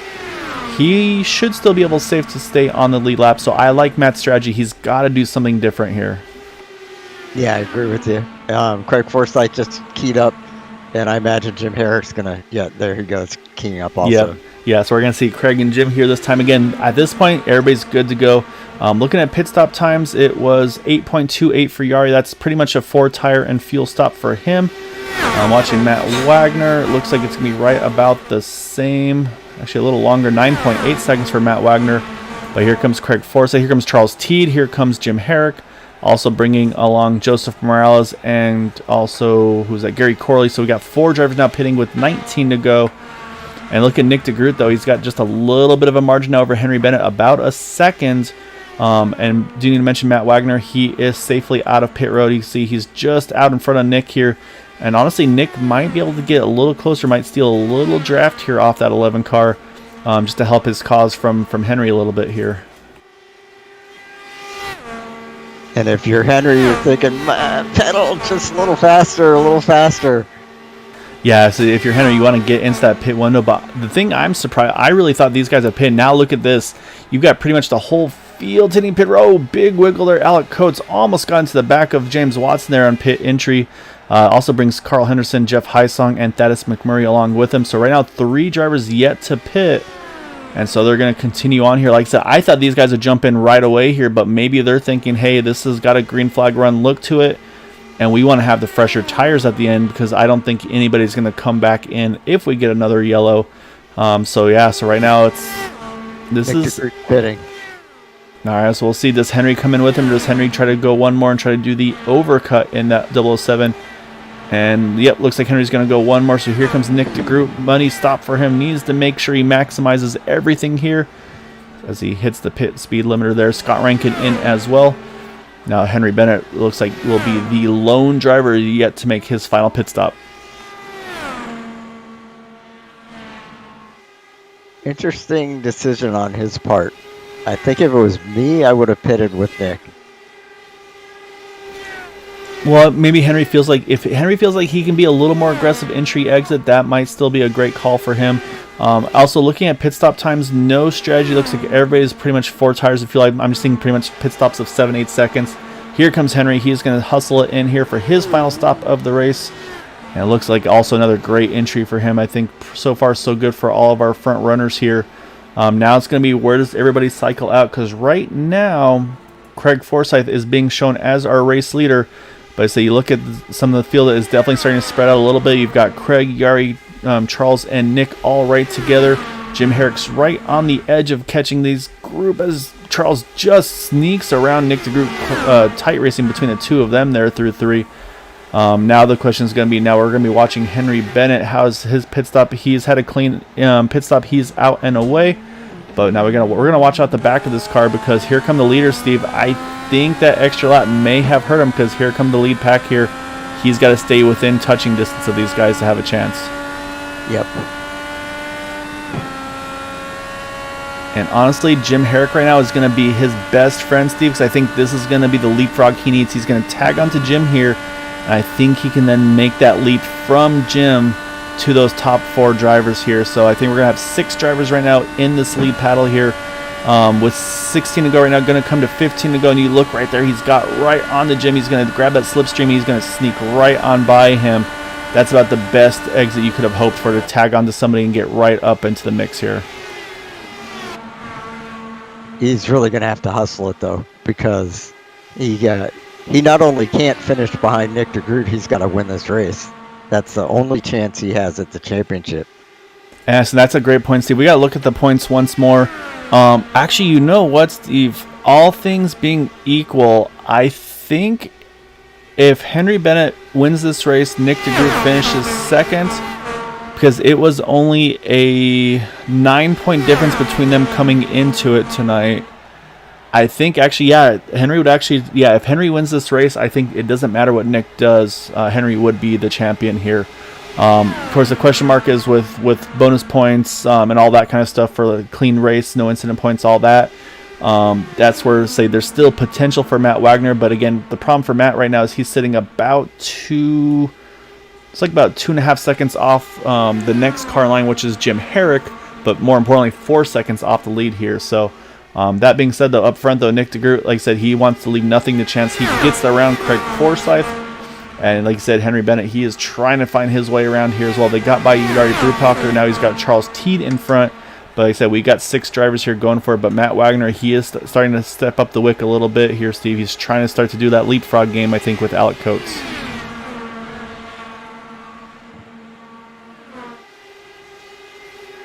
And you know that Henry Bennett is in full send right now. Yeah, and he's got to be. And the one thing, like I said, he's got slightly fresher tires. Nothing dramatic. About 5 laps over Yari Brubacher, 3 over Charles Teed, and just the 1 over Nick DeGroot. So, yeah, it's all to play for right here. So, we'll just it's going to be all about who makes the right move win. And the other thing, again, got to mention, Steve, there are no green-white checkers here with the Indy Series. Say if there's a late yellow at, like, let's say 3-4 to go. That's how it's going to finish. Just say we're not going to see any crazy Formula One drama. Spoiler alerts for any of those that may have watched it. But yeah, we won't see anything like that. So basically, this is the other thing. You don't know when's going to be the right time to make that move to hold the lead. So I think at this point, it's going to be what you see right here. Nick and Craig, they're just going to be kind of leapfrogging each other as much as they humanly can, because you do not want to fall any further back than I think these top 2 spots. Yeah, but look who else is just in the picture. Henry Bennett made a great move to get around Charles Teed. He is really on the move right now. Yeah, Henry's definitely on it right now. I say again, and that's what you're going to see is you're going to see these two kind of just keep jumping each other, and that's going to be where Nick's going to have to be careful, because at some point Henry's going to try to spoil that party and be the one to make that jump to get into that mix. Sometimes you see that 2-for-1, if you will. But right now I think Nick and Craig working extremely well together, and I'm saying for Nick, I think Craig right now is his best friend, hoping that he can stay in that position that he's in. Yep. And I'm pretty sure the way the points would shake out, as long as Nick finishes ahead of Henry Bennett, even if he doesn't win the race, I think that still wins him the championship. Yeah, I think the biggest question mark is if Henry, I think Yeah, if one of these two don't win the race, that's where the question mark is going to come into play. But I mean, they're all right together here now. Steve, you can see Charles Teed, Jari Brubacher, they're fighting a little bit further back now. I was saying while they're fighting each other, they're starting to drop back just a little bit here. I'm also trying to keep an eye on lap times for Matt Wagner. They're just actually a little bit slower than these guys up front, so it's kind of stabled out at about 5 seconds now. But yeah, so this is where Nick's gonna have to be really aggressive to like I said, to make sure he's in these top 2 spots. But you know, at some point Henry's gonna have to make a move to try to join this mix between these two. Yep, we've got 9 laps to go. Yep, 9 to go this time by, and I think this is Henry's opportunity right here. Nope, he's gonna stay put. And I say that's gonna be the question mark: is where does Henry make this move to try to get into the middle of this top 2 battle here? Because at some point, I say that's going to be his opportunity is when they go side by side to make that switch, that leapfrog, if you will. That's Henry's best chance. He's going to have to make something happen once they do this, because this is where he's going to gain a ton of time on them while they're side by side. Yeah, but we've seen this situation before where the top 2 cars are leapfrogging each other. The third car is always in the worst position because he's got the dirty air from both of the front cars. The only advantage he has at all is that he gains the momentum from the draft, and we have seen people make it 3 wide in situations like that. So it's possible that Henry Bennett may try and force a 3 wide when those guys are side by side, but then you really have a problem getting off the turn. Yeah, and I think that is definitely, and I think what we're seeing Henry do right now is he's positioning himself, trying to figure out, okay, if I put my car here, how do I exit? How does it come off the turn? What do I do? Because right now this is his best exit he's got, and I think out of turn number 4, where he could make a move should he choose to. We'll watch, see, and again, yeah, he's choosing not to do it yet, but I think he's just setting himself up as, again, the only question mark is, if there's the yellow, he's got to make sure he makes the right move at the right time, and that's the biggest danger you see right there. He gets a lot of dirty air from Nick DeGroot. I think that's actually a little bit of defensive driving by Nick, knowing he's got, hey, if I run that second line, I'm going to push Henry up even further. Look how far that pushes that 007 back from those 2 entering 3. The other thing I'm thinking, if you're Henry, is if there's any way at all that he can get around Craig and get into second place, then he can start playing leapfrog with Nick DeGroot, and then Craig will have to deal with the dirty air from the 2 cars in front of him. Yeah, and I think that's exactly what Henry's got to do, Steve, is he's got to find a way to kind of put himself in that mix. It's just figuring out where and how to do so. Like I said, he's had a couple of close opportunities. I think for him, really, his best chance, I think, is going to be if he can get a good exit off of 2. And like I said, Steve, I think he's going to have to force a 3 wide entering 3. I see right here again, right there, gets right to the back of Craig Forsyth's rear wing. Now it's where does Craig go? Look at that. Craig runs the inside line. That's going to give Henry a good exit off of 3 or 4, cuts it low, and he's going to be able to get that double draft here as they head back to the start finish line as we're going to come to 5 to go.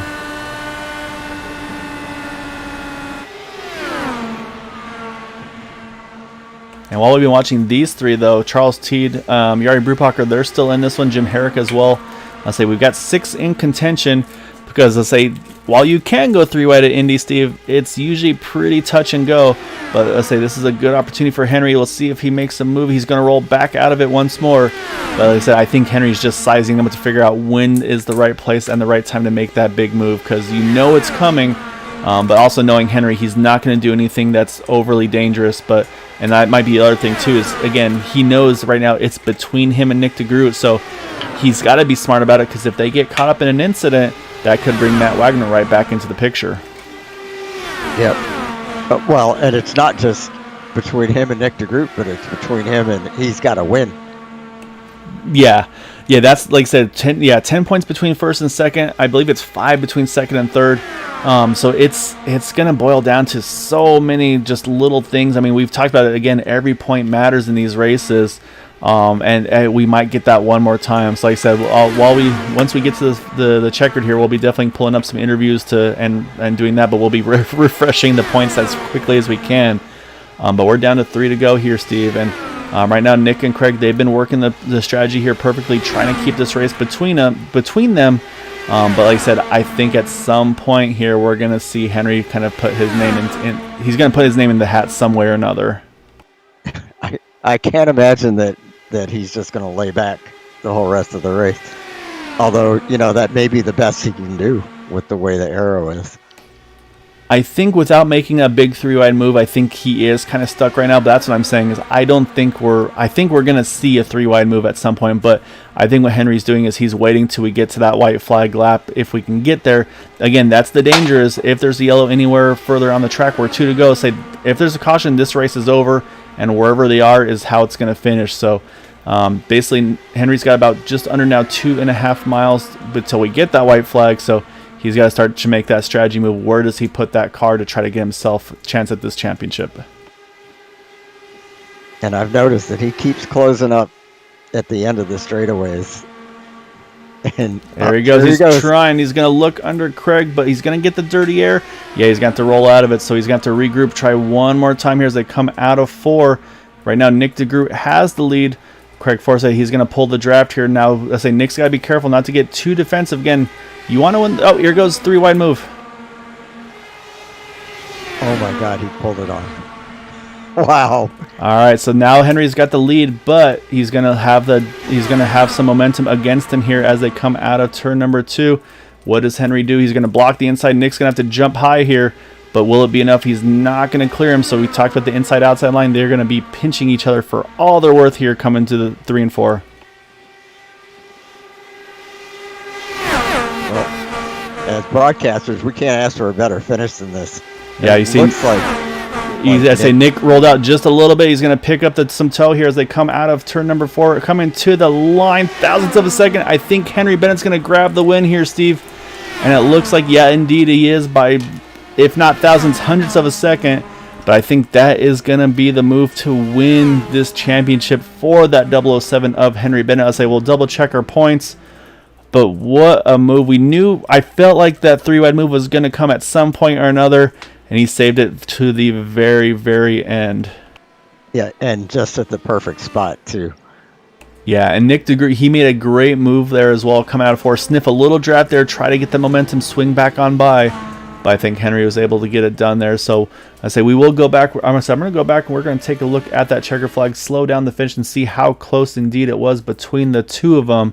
You see right here, Nick is stealing as much draft off of Henry Bennett as he can before they make that charge down that long front straightaway.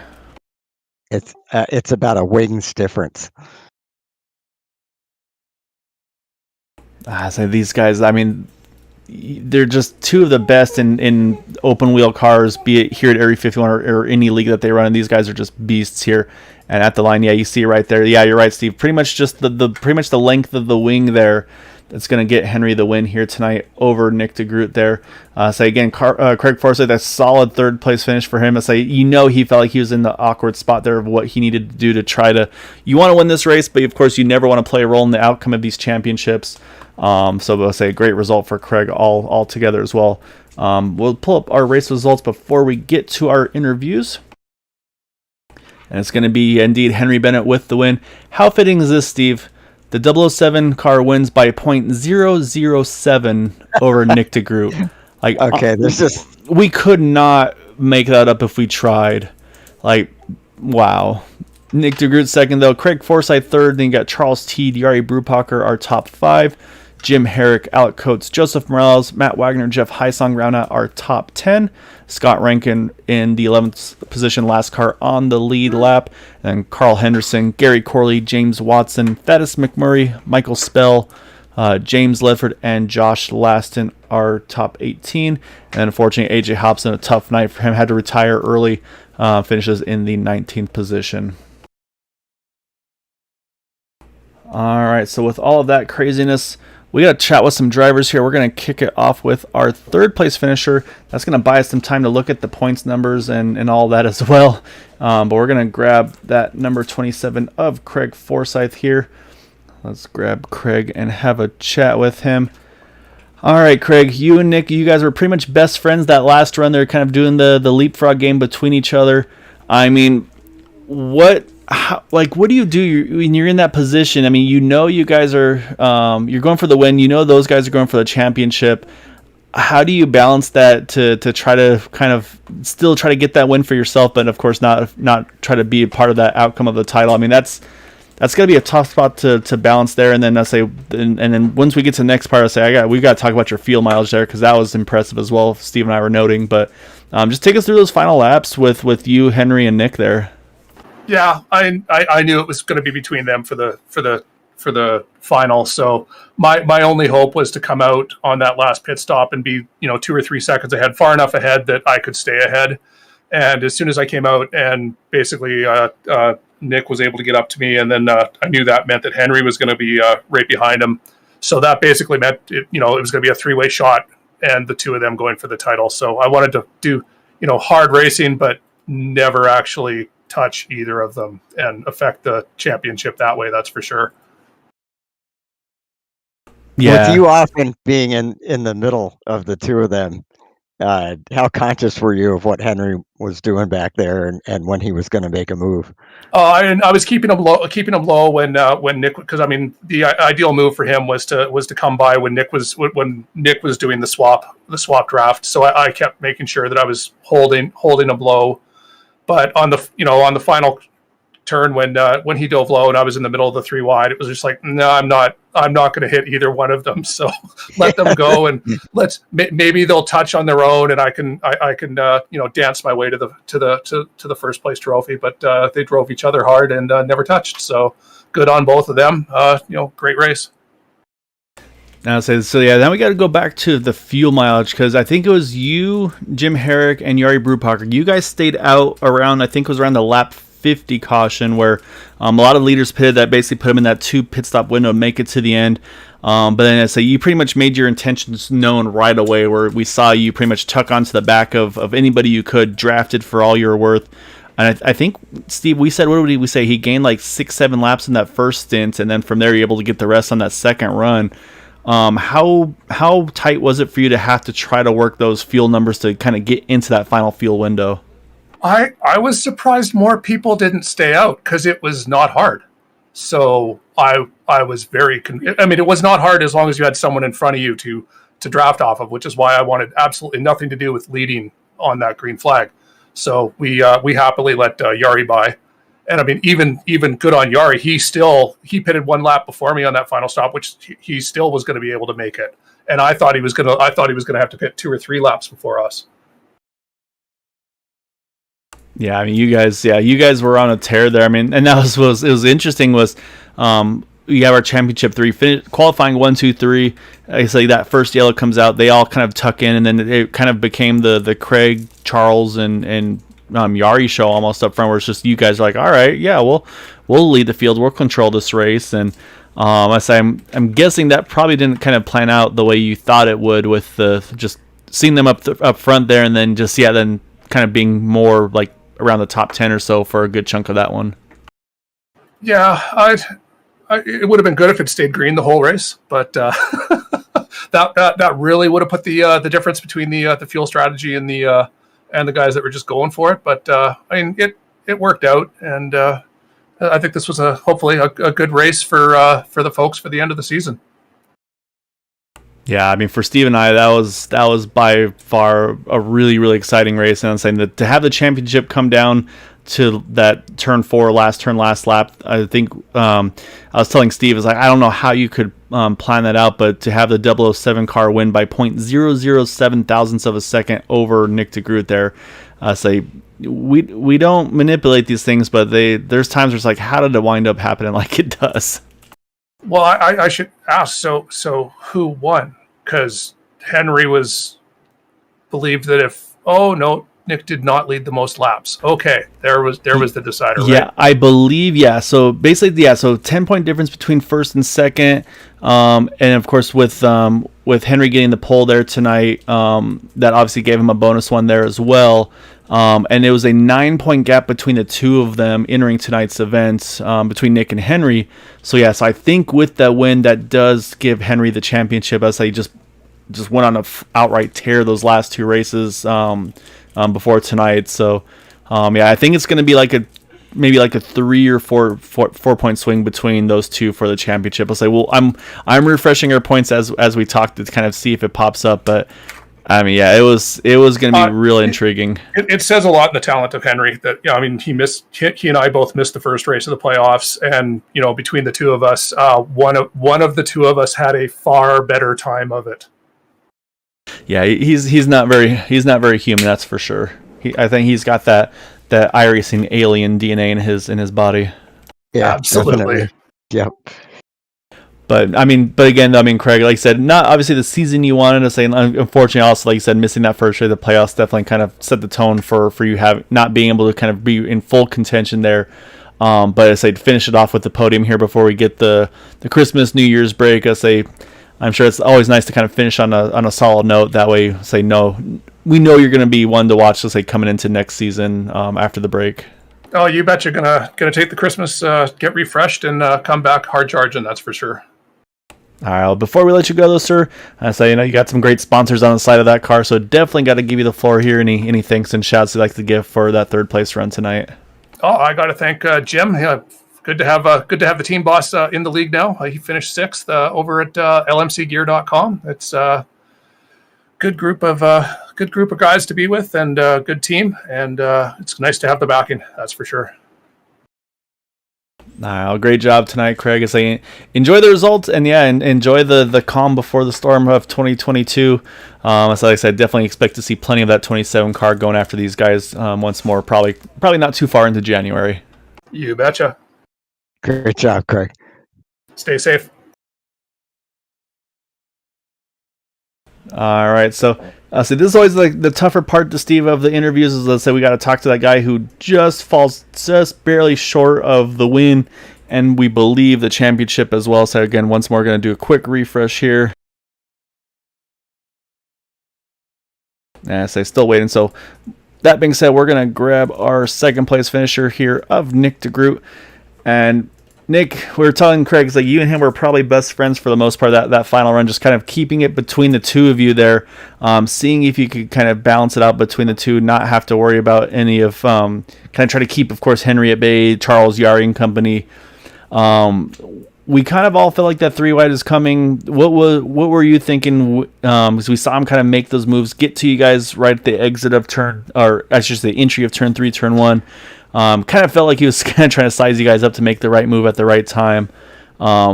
Anything different you feel like you should have done to try to see if you could keep that 007 behind you? For me, when we were swapping with Craig, I was feeling pretty good about it. I was just trying to protect the inside there. So if Henry did decide to send it, he'd have to go up the middle. And the thought crossed my mind when every time Craig would overtake me, I'm like, oh, he's hugging me really close. I wish he'd go a little lower because I don't want Henry to be able to get to the inside of us. And lo and behold, that's exactly what happened at the white flag. And then it became a race between us there. And at that point, I think I did just about all I could. I couldn't get that big of a run because Craig was so close, so I couldn't really lay back. And it was close, 7 1,000s. But yeah, not much else I could have done there. I don't think we could have lost him through pit stops. He was doing a really good job saving fuel and getting in and out of the pits. So yeah, I think we did just about all we could there, and another close second. So we'll see what happens next season. Yeah, so you're Mr. Photo Finish for sure, Nick. Yeah, absolutely. I think that's a good nickname for Nick. I prefer to be on the other side of him, though. You were so close. So I had accidentally got kicked out of the room. So I got a question for you. That whole last segment, the last green flag run, I'm imagining that you probably realized you needed to finish ahead of Henry, and you had to keep him from winning the race. So how stressful was that? And do you feel like you could have done anything different? Yeah, very stressful. From the get-go there, I was just shadowing Henry. Anything he did that race, I did it. He pitted, I pitted. He passed the car ahead, I passed the car ahead. And I just shadowed him the whole time. And only towards the end there did I decide to try to overtake him and try to get a gap on him. And unfortunately, those cars I was racing, they had to pit a little earlier. So the gap I'd built up to Henry, which was like a second and a half or whatever, he just sucks it right back up. So that didn't really work out in the end. Wish I could have gotten more of a gap gap on him in pit stops, or before pit stops, I should say. But yeah, other than that, just good hard race. Not sure what else we could have done there. Yeah, that's racing. That's racing. That's all I gotta say. Well, it was a beautiful finish, and that just illustrates the way things are in this league, the way people race each other, and the two of you just so much respect the way that you run each other, and that was a fantastic finish, whichever way it comes out. Yeah, absolutely, and congrats to Henry. I mean, he missed the first race of the playoffs, comes back and essentially has to win the next three. And that's exactly what he does. I mean, he earned this win. He earned this championship. He did an incredible job. Yeah, he's definitely got an alien thing going there. Yeah, he does. Well, we'll see if we can get him again next year. I really thought we had a shot this season, but after that fuel debacle in Phoenix, that really set us back. So he was on it once he came back. Not much we could have done besides what we did today was just, it's funny. You'd say you called today a perfect race. We didn't put a foot wrong. All the pit stops were nailed. The strategy worked out well. We're in position. Just 7 1,000s. Just needed 7 more 1,000s. Yeah, exactly right. So we saw the moves you made. You try to pull low off of 4, sneaked a little bit of extra draft and see if you could leapfrog him there. But yeah, I mean, just like I said, awesome battle between you guys all season long, and of course all race long here tonight. And yeah, can indeed confirm. Yeah, so unfortunately 4 points shy of the championship this season. But like you said, though, I mean, we've seen what you and Henry and I'm saying. That's the thing is, I mean, you guys it's a pretty stacked field here. So unfortunately, Matt obviously just seems like whatever could go wrong went wrong for him tonight. Yeah. In the 11. But I would say you three, of course, the ones to watch. Craig, you got to throw him in there. And then if luck goes a little bit better for some of these guys, I mean, Charles Tito's in the mix all night tonight as well. I mean, you guys have a lot of fast drivers here. So it's tough. I mean, you got to bring your A game each and every week and beat some of the best open wheel racers. I feel like honestly in iRacing, especially, as I said, not to knock anybody else, but I mean, I see you and Henry doing various leagues and it's like, oh, yep, there they are up front. I mean, you guys are monsters. Yeah, and I feel for Matt too. He came in here with the points lead, and he's really good at Indy. It's one of his best tracks, so really unfortunate to see all that go wrong for him. But you know what? When he does get it, and he will get it, it's just going to feel that much better. So keep an eye on him next year. He's definitely one of the top guys in this series. Yeah. But yeah, I mean, again, just awesome job tonight, Nick, all season long. Like I said, it was a blast watching you guys battle out. So you get a little bit of a break here, so you kind of regroup. I'm sure, I know you guys will be finding other places to race during the break because it's just, you can't not do it. But man, before we let you go, it's though. An addiction. Oh, yeah, that it is. But I know you've got a lot of great sponsors on the side of that car, so definitely want to give you the floor here. Some thanks and shouts for your run here tonight and of course, overall this season. Yeah, thank you to Factory Back Motorsports, motorsport.com, Covymore.com, Blaze Pods, Wegmans, Good Automotive, Detailing U-Haul, Cowboy Shit, of course, always a great sponsor, and excited for next season, and especially excited for these F1 cars. If you guys ever start an F1 series in Area 51, I'd be all in on that because Factory Back is getting in on those Mercedes. So we'll see what the future brings. But yeah, excited for more IndyCar and some F1 in the future.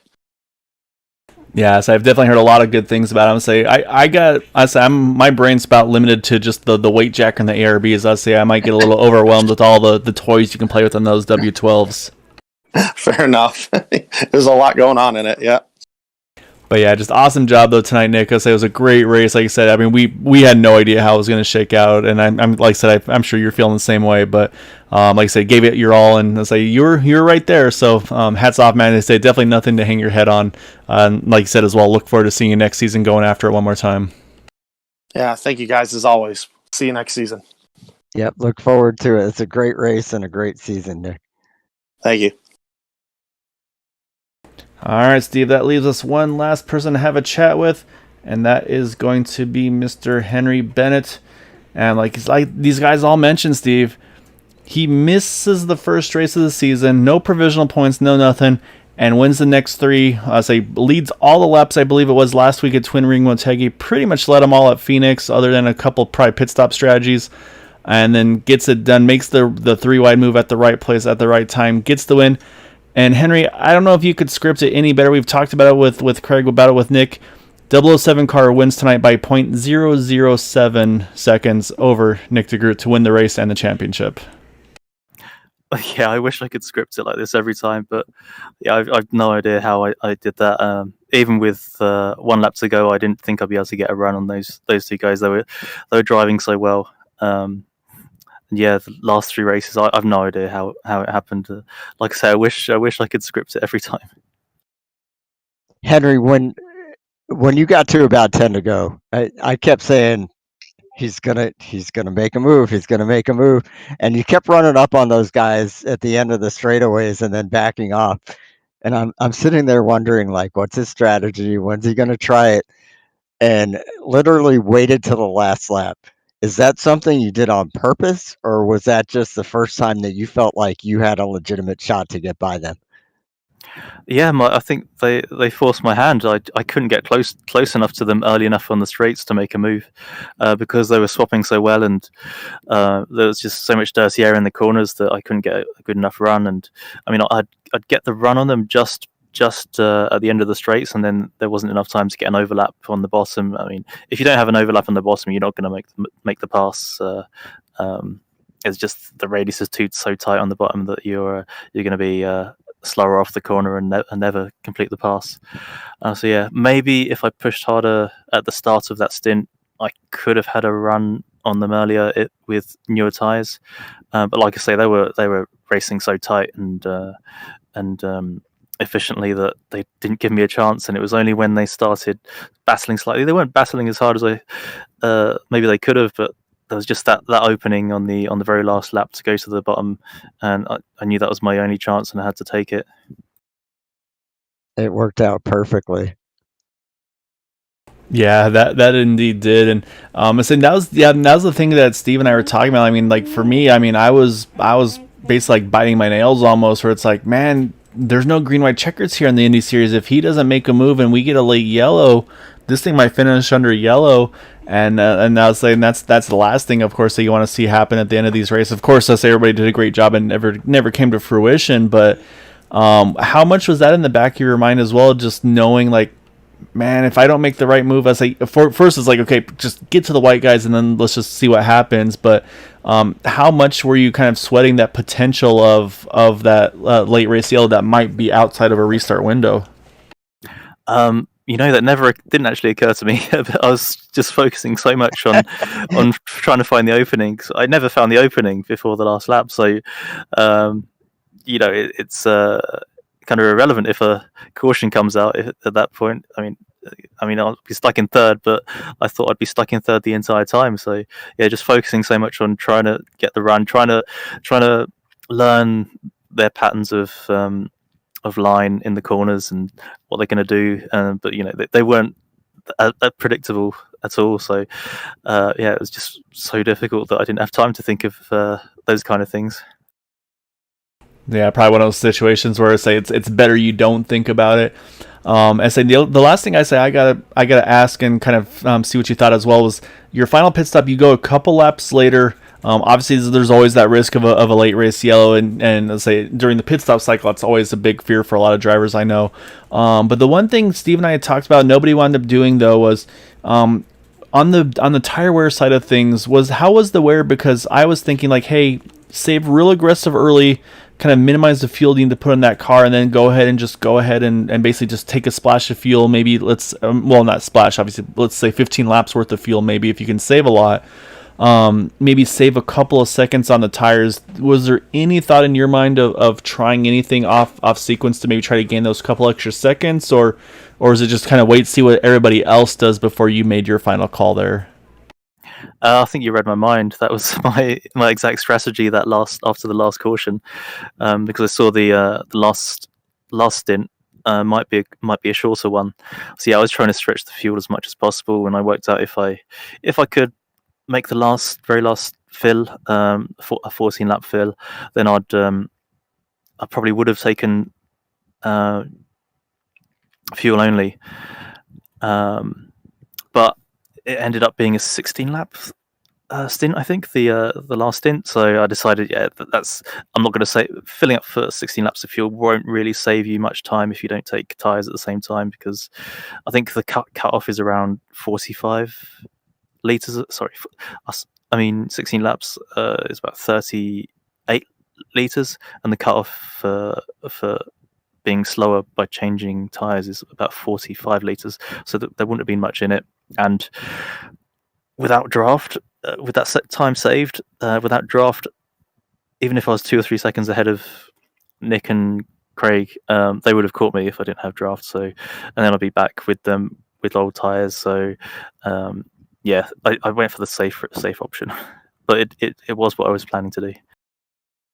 Yeah, so it definitely played out, and that was the other thing too. Is we're watching you leave pit road, looking off the rear wing, and we see them swing on by you, and then obviously you're able to carry so much speed with these cars through the apron of 1 and 2. But then you tag on right onto the back of Jim Herrick, and I was telling Steve, I was like, that's probably about the best ally you could hope for, where you grab the draft of a guy who's just a little bit off the back of those guys, and then kind of just leap yourself right back into the mix. Of those top 3 in front of you, or actually top 5, I should say, because Charles and Yari were there too. Was that something you were also looking at, as well as like the intervals between where you were coming out, kind of with the cars around you? I mean, honestly, during the pit cycle, I'm just focused on going as fast as possible. Don't really want to look at the relative too much unless I have to. To the guys that I'm racing on and off pit road. Because there's potential to lose focus and lose speed. But yeah, I was a little surprised actually that I came out so far behind them. I thought I'd come out. Well, you always want to hope to come out with them or ahead of them. So yeah, it was a bit of a stressful time, not really knowing whether I could guarantee getting back up to the pack. I mean, if one bad passing opportunity with Jim or Yari, and I could have lost the pack, and so it wasn't ideal, but yeah, just to manage to keep hold of that draft. Do you think that that extra time that you lost there was because of the lap that you stayed out and didn't have any draft? It's possible. I think the lap behind Nick, we were going pretty fast. I was gaining on him because he didn't have draft, so that would have gained me some time. Lap after, I don't think I had draft that lap, so I would have lost time then. But it all depends on what the guys that have already pit, what situation they're in. If they're in traffic and have to slow down, I'd gain on them. But if they've got draft and can gain time, then they'll gain on me. So I mean, that's why I try not to look at the relative, because it's useful to know that information, but at the end of the day, it's not going to make a difference to your speed. If by looking at that, you just have to focus on what's around you. I was wondering why you didn't pit with Nick, and if you had thought about it. Yeah, it was the fuel saving strategy. I was, hoping to go 2 or 3 laps extra. But as it turns out, that probably wouldn't have been the winning strategy, because they would have caught me, and me on old tires. I don't think I would have been able to make any moves. So yeah, it was probably best that I didn't go much further. I'd say the strategy you played, I mean, obviously worked to perfection. I'd say maybe, of course, those slightly fresher tires obviously could have also made a bit of a difference getting around Jim and Yari and Charles before even getting to Craig and Nick there at the end. So, man, I mean, just awesome job. Like these guys have said, I mean, you just went on a tear those last 3 races. Like I said, missing that first one, and saying, actually, we didn't get a chance to bug you about that. So say before we get to your things to chat, so you got to tell us about the experience you got to do on that first race that you missed at the playoffs. Because I mean, I say I don't know if you want to credit that to some of the accomplishments you've had the rest of this season here. But I mean, yes, I mean, what were you able to do when you missed that first playoff race? I was out in Florida. Went to Sebring for a Lucas Oil Race School 2-day basic training. It was a prize I won on the Elite Racing League. I won the Indy 500 back in May 2020 in that league, and this was the prize. But yeah, I hadn't been able to use that prize until November just gone, because of all the COVID restrictions that he won't allow me in the US, basically. So yeah, the first opportunity I had once the border reopened, I went across, and amazing experience. Driving Formula Ford style cars. The school has 2-litre engines, open wheel, and driving around Sebring. It's kind of surreal, having done so many laps there in iRacing. It's kind of surreal doing it in real life, and it's very surprising.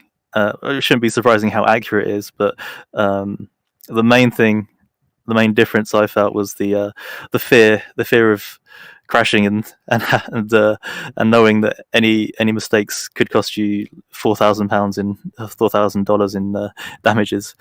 So that's the main difference I found, and the G forces. But apart from that, everything felt very, very familiar. Driving the car, the controls, the techniques, it's all very, very familiar from driving iRacing. So yeah, the only things we're missing are real consequences and the G-forces. And yeah, I think the main thing restricting my speed was the fear and actually wanting to stay comfortable in my seat during the corners. So if I got too uncomfortable, I think I didn't push hard enough. So that's something I needed to get over as well. That and it sounds like an amazing experience. That's really cool that you're able to do that. So congratulations on being able, obviously winning that race, to be able to get that opportunity, as well as they obviously shows that that's something we said, like between just in all outright open wheel. I know you're in some various leagues. I mean, and that's you're one to beat in pretty much any and all of them that you enter. So that's really cool. I'm glad you're able to be able to finally get that experience under your belt and enjoy that. And yeah, I think you're exactly right. The fear of crashing and actual like consequences that's a big difference between the real life thing and iRacing. So I'd say, and I think that's why we see sometimes maybe people being a little crazier than we'd like to see in these races. But I mean, yeah, just awesome job tonight, though. I mean, say that's obviously a great way to cap off the season. Like I said, enjoy yourself. I'd say always a bummer to miss a race, but to be able to do that and then to come back and just do the tear that you did, I mean, it's going to be a pretty hard feat to do something like that once more. So definitely enjoy this one, Henry. And before we let you go, though, definitely got to give you the floor, though, for thanks and shouts you'd like to give for the race win and, of course, our season champion by 4 points tonight. Thanks, Gail.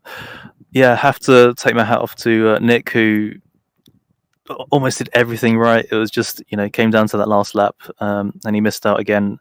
So yeah, fantastic driver. He would have been equally worthy champion, but yeah, it just came down to circumstances at the very, very last lap. And Matt as well. He's just incredible driver, always in the championship running, and just bad luck today with how the race started. Put him on the back foot. Yeah, shout out to Jim and Matt again for putting on this incredible league. Yeah, I've had an amazing 3 seasons here since I started. Enjoyed every minute of it, and the racing here is great, and the community is great. And yeah, this may actually have to be my last race in this series. I'm getting old now, so I can't be staying up till 3 a.m. racing. So from next year, I probably won't be doing US evening leagues. So yeah, it's a shame. I'd love to continue, but yeah, massive thanks to them for having me and putting on the league. Thanks to you guys as usual. Really love the broadcast, and yeah, gonna look forward to carrying watching them and see who's doing what next season and beyond. Henry, we're gonna miss you terribly. I mean, you've really set the bar high for everybody in this league, and raced everybody with you've exemplified the kind of respect and courtesy that make this league what it is. And I always thought about you being up at like 4 a.m. racing, but so I can understand that. But damn, we're gonna miss having you here. I'm gonna miss being here, but thank you, Steve. I appreciate that. Yeah, hopefully, maybe some opportunities will arise. You can crash the party a few times here and there, but yeah, like I said, I definitely echo what Steve said. I mean, and that's the thing, is that there's one thing to being fast, but then to be fast, but then also to race respectfully and to just be a good racer altogether. Like, it's not just about the outright speed. And I think, like Steve said, you pretty much exemplify all of that. And so it's been a lot of fun watching and learning from you. So the only regret I have is not being able to actually race with you, because it'd be great to kind of see what you do. Well, I'd say probably, yeah, when I'm getting a lap to try to learn a little bit from you. But yeah, it's been a pleasure watching and broadcasting your races. You've done, yeah, I mean, this has been a phenomenal couple of seasons for you over here. And yeah, I'd say definitely if you're around, I'd say don't be shy. I'd say if you're available, can't race, let's say just hit us up. We'll drag you into the booth if you want to give your insight on things. But yeah, I'd say at least you got a little bit of time off, so you can enjoy the win, enjoy the championship. And then yeah, say unfortunately real life does sometimes take away from what we can do. And like you said, that time zone difference is definitely one that makes life a little more challenging. Thanks, Gail. Yeah, I appreciate that. I might take you up on that offer if I'm ever awake in the early hours. Yeah, I'd love to do that. Oh yeah, once again, Steve, once again, Henry from Steve and I mean, just congratulations, man. Just an amazing job all season long here. And then, like I said, just the tear you went on those last 3 races is incredible. So I think people are going to look back and look at the stats and be like, how did he do what he did? So just congrats, man, and say enjoy this one, enjoy the win, enjoy the championship, and then definitely enjoy a little bit of a break before over the Christmas and New Year's holiday. And say hopefully we'll hit you up here and there and be able to kind of catch you in the booth when we can. Thanks, guys. Yeah, really appreciate it. All right, great championship there, Henry. Thanks, Steve. All right, Steve, that is our champion by 4 points. Henry Bennett over Nick DeGroot. Matt Wagner does finish third in the championship. Again, just unfortunately, just basically whatever could go wrong does go wrong. And then the other thing too is looking back as well at the points results, 1 point difference between 4th and 5th place. Yari Brupacher actually jumps Jeff Heisong, so Yari jumps into 4th in points. Jeff Heisong finishes up in 5th. And then the remainder of the playoff drivers, then you get Charles Teeden 6th, and Craig Forsyth 7th, and Andrew Wood rounds out our top 8. And then our champion but the highest driver of those non-playoff drivers is going to be Scott Rankin, which I believe there was also a cash prize for that as well. So definitely a big congrats to Scott. So he didn't have the night he was hoping for tonight, but I mean, he definitely had, for learning these Indy cars and doing what he's done, he's had an amazing just second half of the season to do what he's done. Yeah, definitely. And I think Scott's going to be a real factor in the championship next season. So everybody watch out for that, Scott Rankin. Yeah, I say talk about time zone differences. I believe he's over in Australia, so he's got even a crazier time difference. He's basically racing these, I think, pretty much probably Wednesday mornings, early afternoon, something like that. So I don't even know what the hour difference is between us and Australia, but yeah, so it's great. I mean, we got international racers, Yari of course as well. So Steve, somehow it's been 11 weeks, and I'm going to let you have a Christmas, New Year's break. I know Button's probably been saying, hey, I need my person back more, so I'll say she'll be able to get some more food from you. But yeah, it's been a pleasure, man, to be able to do these races with you for, I'd say, I don't know what it's been now, 3-4 seasons. Just it's been a pleasure to do these with you, man. Definitely looking forward to plenty more. Yeah, same here, Gael. I've really enjoyed having you as a friend and a teammate and a co-broadcaster. I was really green when we started this and didn't know how I'd do at it, but with your gentle coaching and just the example that you set, I feel like I've fallen into this, and I don't know, even if I suck at it, I really enjoy it and look forward to doing these Tuesdays with you. So I haven't heard any complaints, and I usually people are pretty honest with us on that. So I think you've been doing a great job, and saying, like I said, I just look forward to continuing and improving it and growing it as we go. So yeah, just a lot of fun. Definitely looking forward to picking it back up. It'll be nice to have a little bit of a break, but yeah, always nice to be able to do these with you. So, and of course, everybody watching that supports us here on Green White Checkered TV, I say always a pleasure. I say like all of the drivers said, the admins putting on these races, Matt, Jim, kind of helping set up the league, set up the races, all the guys behind the scenes as well. A lot of good people to do a lot of hard work that doesn't get recognized. So definitely want to thank you all as well. And then yeah, like I said, everybody watching, thank you so much for supporting us. It's a lot of fun to be able to chat with you guys during races and interact and things like that. Hope to continue that as well. But yeah, until then though, we'll be back on Thursday night. It'll be a championship evening for the Thursday Truck Series here as well on Area 51. Until then, hope you have a wonderful evening, and we will see you in 2022. Until then, have a good night. Night, everybody, and have a great holiday.